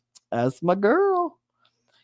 Outpost nerd. I mean, you haven't experienced true torture until your sister is a piccolo player. Again, accordion. Okay? I'm not trying to one up nobody, but that one is a bitch. It sounds terrible.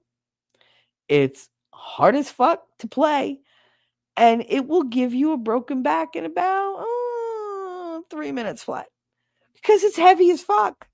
It's heavy as fuck. I swear that's why I have fucking compressed discs. One of the many reasons.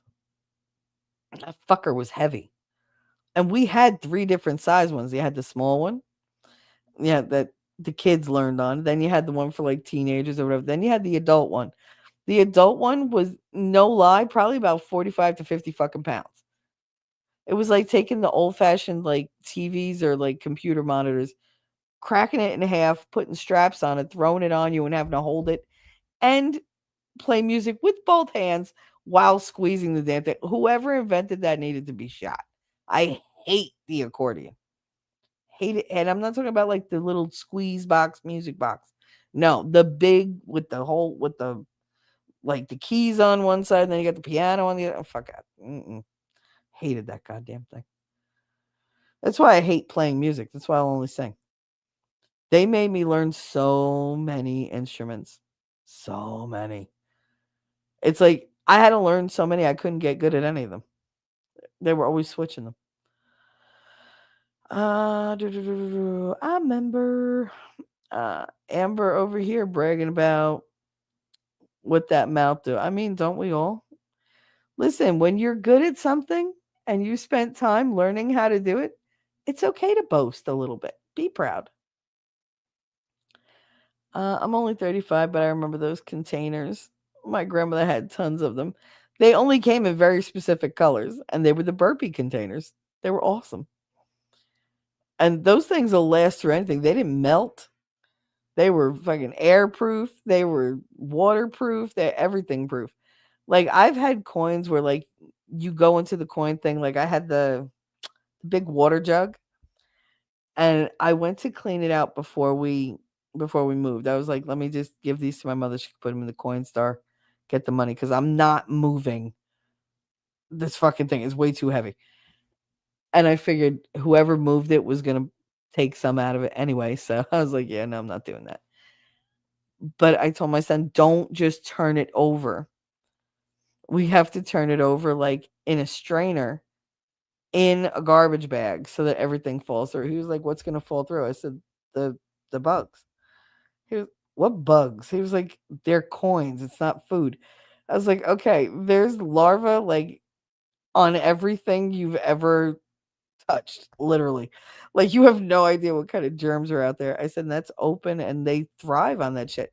So we used to get like a lot of those little silver bugs that were in there, like the little silverfish or whatever. I forget what they're called. They're not silverfish, but they're something. But they grow in like bunches of metal. So like if you have a bunch of like jewelry or whatever thrown into a dish or something, like if you leave that like that in the open air, a year or so later you're going to see dead little bugs or whatever, like microscopic bugs almost, because they're super super tiny. But I don't like bugs, so I'm hyper aware of them. And I did that and he was like, ew. And then I told him about the coin thing and he was like, oh, you better like look for bugs. I said, no, that's airtight, nothing can live in there. What are you kidding me? He's like, there's no bug. No, that's why I use this container. It's not a fancy container, it's just air fucking tight. And it's a 60-year-old container. It ain't breaking. But yeah, he didn't know that.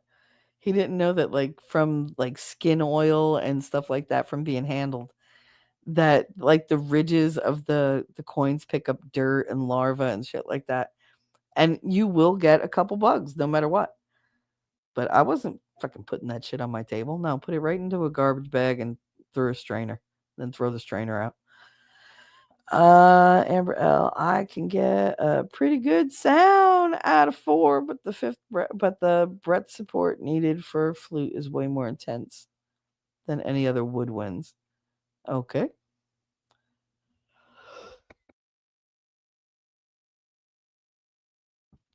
Sorry, I had a cough. Heard a comedian say about sheet music that since he couldn't read it, it looked like a bunch of black and white boys jumping over a fence. I could see that. I could. Mouth shape is the same. There's an adjustment. Cool. Hey, Wolfram, what's up? Wolfram, my dear boy, he walks in, wipes his paws, and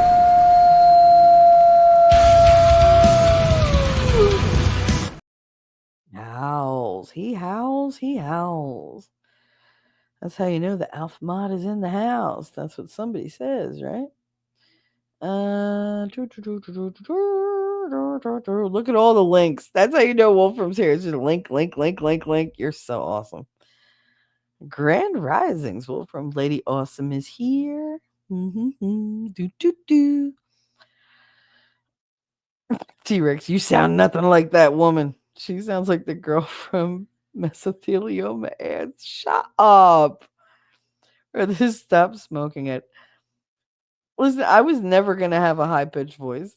Never. Even as a little kid, I had a deep voice. That's why the babies love to go to sleep on my boobs. Because when I sing to them, number one, always sing Patsy Cline. Because that's my range. Like down there is like that's the sleepy range. I figured that out with my niece Jennifer. That was the only thing that would put her to sleep was Patsy Cline. So I put their heads on my chest and they get the warmth of my chest, they get the beat of my heart, and then when I sing crazy, my whole chest vibrates and it knocks them the fuck out. It's great. And I can sing as low or as loud as I want, but they still fall asleep. Because God knows when I sing Sweet Dreams, like I'll belt that shit out and they're still asleep. You can't sing that song low. You just can't. But yeah, my kids fell asleep to everybody's kids actually. They fell asleep to like Crazy, Sweet Dreams, Walking After Midnight, You Belong to Me. That's my favorite. What are the other ones? I've Got Your Picture. I got the picture that you gave to me. I love that song. And it's still signed with love the way it used to be. The only thing different, the only thing new is I've got your picture and she's got you. With the lady with the hole in her throat. Oh my God. With the one with the, what is that called? The tracheotomy? Oh my God. With the voice box replacer. I knew a guy in Hoboken, a real old man that had that. And I'd go in to buy cigarettes and he'd be like, I told you. I told you. And I'd be like, well, one day we'll match. That's all you need. Stop that shit. You need to stop that shit. All right, whatever. I was 16, 15, like, because I was listening to some old man. I had my whole life ahead of me. I was invulnerable. You couldn't do shit to me. Little did I know. I only had 1/8 of a tank. See, I'm good at guessing, right? But they only filled a quarter in December. Really? I keep it cold. Don't like spending the money. We don't like it either, but apparently these people just like heat way too much. I'm not a fan of turning on the heat and putting it high. I like the inside of the house to be like fresh and crisp. Like it's not cold. Put clothes on. When my nose is cold, then it's time to put the heat on. And maybe not even then. Sometimes I just throw a blanket over my lap. That's why I have my robe. I have my Harry Potter robe. That's what we call it. Because it's got like a hood and it goes all the way down to the floor. And I literally look like a wizard in it. I missed your grand rising, lady. Good thing you didn't say that to a dude. He'd be highly insulted. Although he should be chuffed that you called it a grand rising. I would have called it like a meh rising. It's 8:40 a.m. Do you know where your T3 is? I'm right here. And I'm only 13 minutes behind. Look at that. Actually, no, you wrote that at 8. You said it's 8:40, but you wrote it at 8:44. You big liar. I'm only 10 minutes behind. Aren't you guys proud of me? Because I have nothing to talk about. I already went over my friggin' personality. It sucks. End of story. I didn't need Grok to tell me that. Amber, she's right fucking here. Yes, I am. Yes, I am. Yes, ma'am. I need that in my life. I can't help the squeaky upper voice. Aw. I love your voice. What's that song that I really like? The something up. Oh my God, why can't I? Now I know I'm tired because I can't think of it. Oh, it's the one where you give me your hand because I'm your friend and stuff like that. I love that song. I haven't heard it in like 2 months, 3 months. You played it on one of the streams that you did that I popped in and I was like, I actually caught your stream. And then you started playing. I was like, oh my God, it's my favorite. I love that song. You are loved by me, so you can't protest. Aw, okay. I won't protest. But I still detest and only myself. I have 8 of those Patsy 45. She was a Decca Records then. Yes, she was on Decca Records. Yes, she was. That was in the very beginning. I used to love the I go out walking after midnight out in the moonlight just like we used to do. Yeah. I used to love all those songs. I've seen that damn movie Sweet Dreams, like, I can't tell you how many times. Well over 100. The one with Jessica Lange, I fucking love that goddamn thing. And I always cry every single time when she looks out the thing and goes, "Charlie," I cry every fucking time. That probably didn't happen, but just the fact that it's in the movie and I know that she died in that plane crash, just oh, I cry so bad. I cry when she's in the car accident and you see like she's all fucked up and whatever.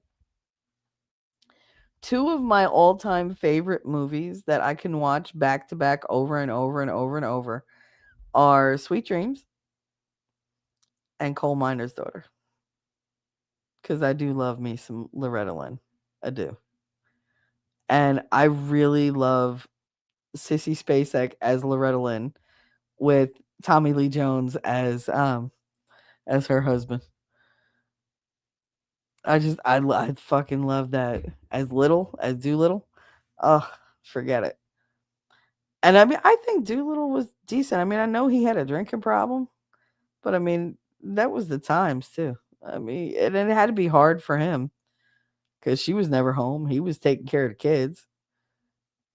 Yeah, that wasn't normal back then. I mean, he liked it better the other way around. But he wanted her to, be famous.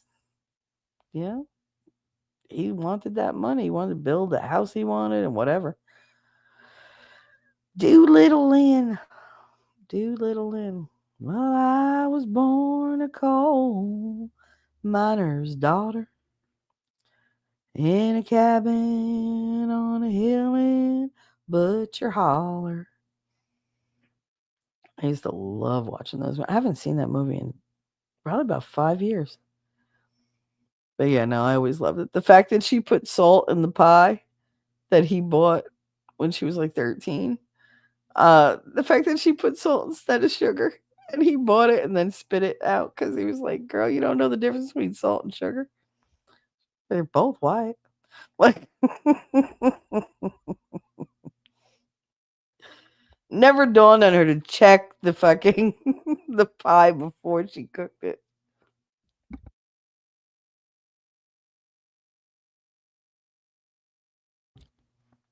Oh, all right. I'm gonna have to wrap this up because I need to sleep and I need to pee. We always just thought the robot voice was cool. Great.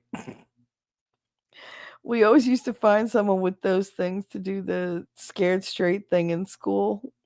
Also, the black lung thing. Oh my god, yeah. God, the most we did with our voices, you stood behind the oscillating fan and you talked. So it came out like this.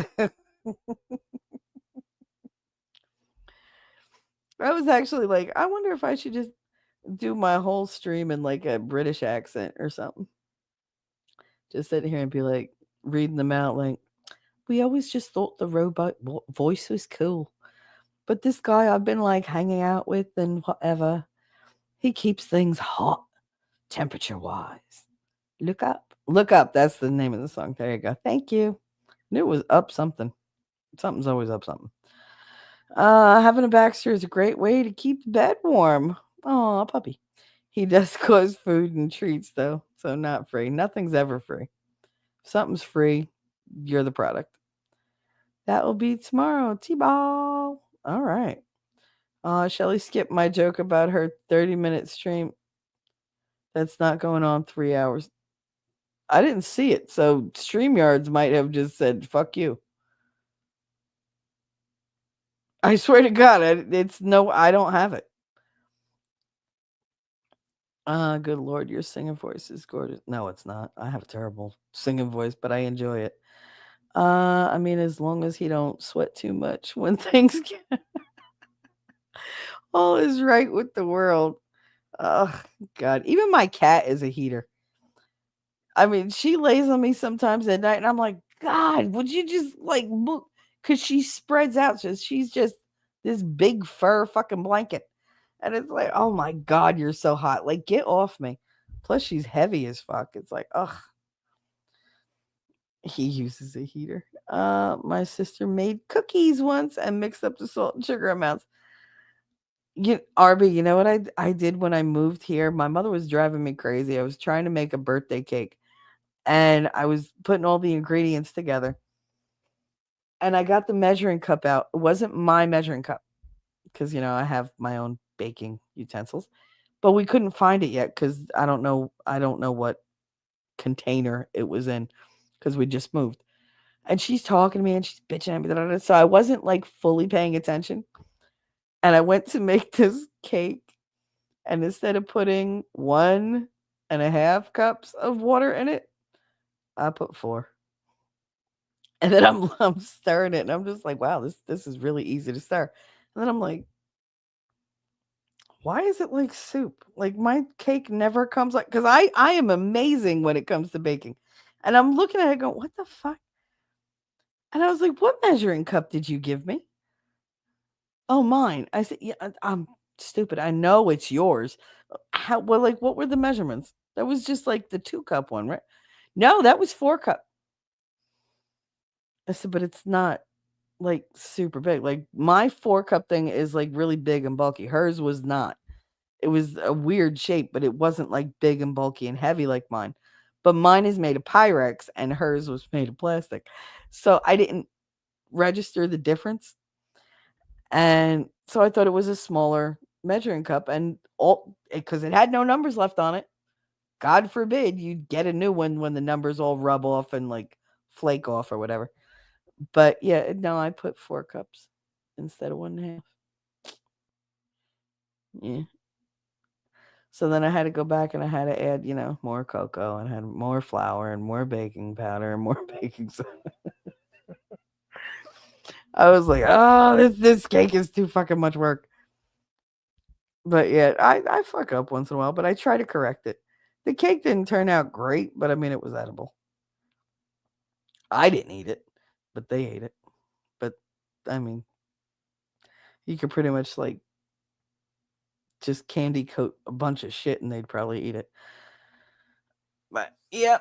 But I thought, yeah, the salt and the sugar thing was funny.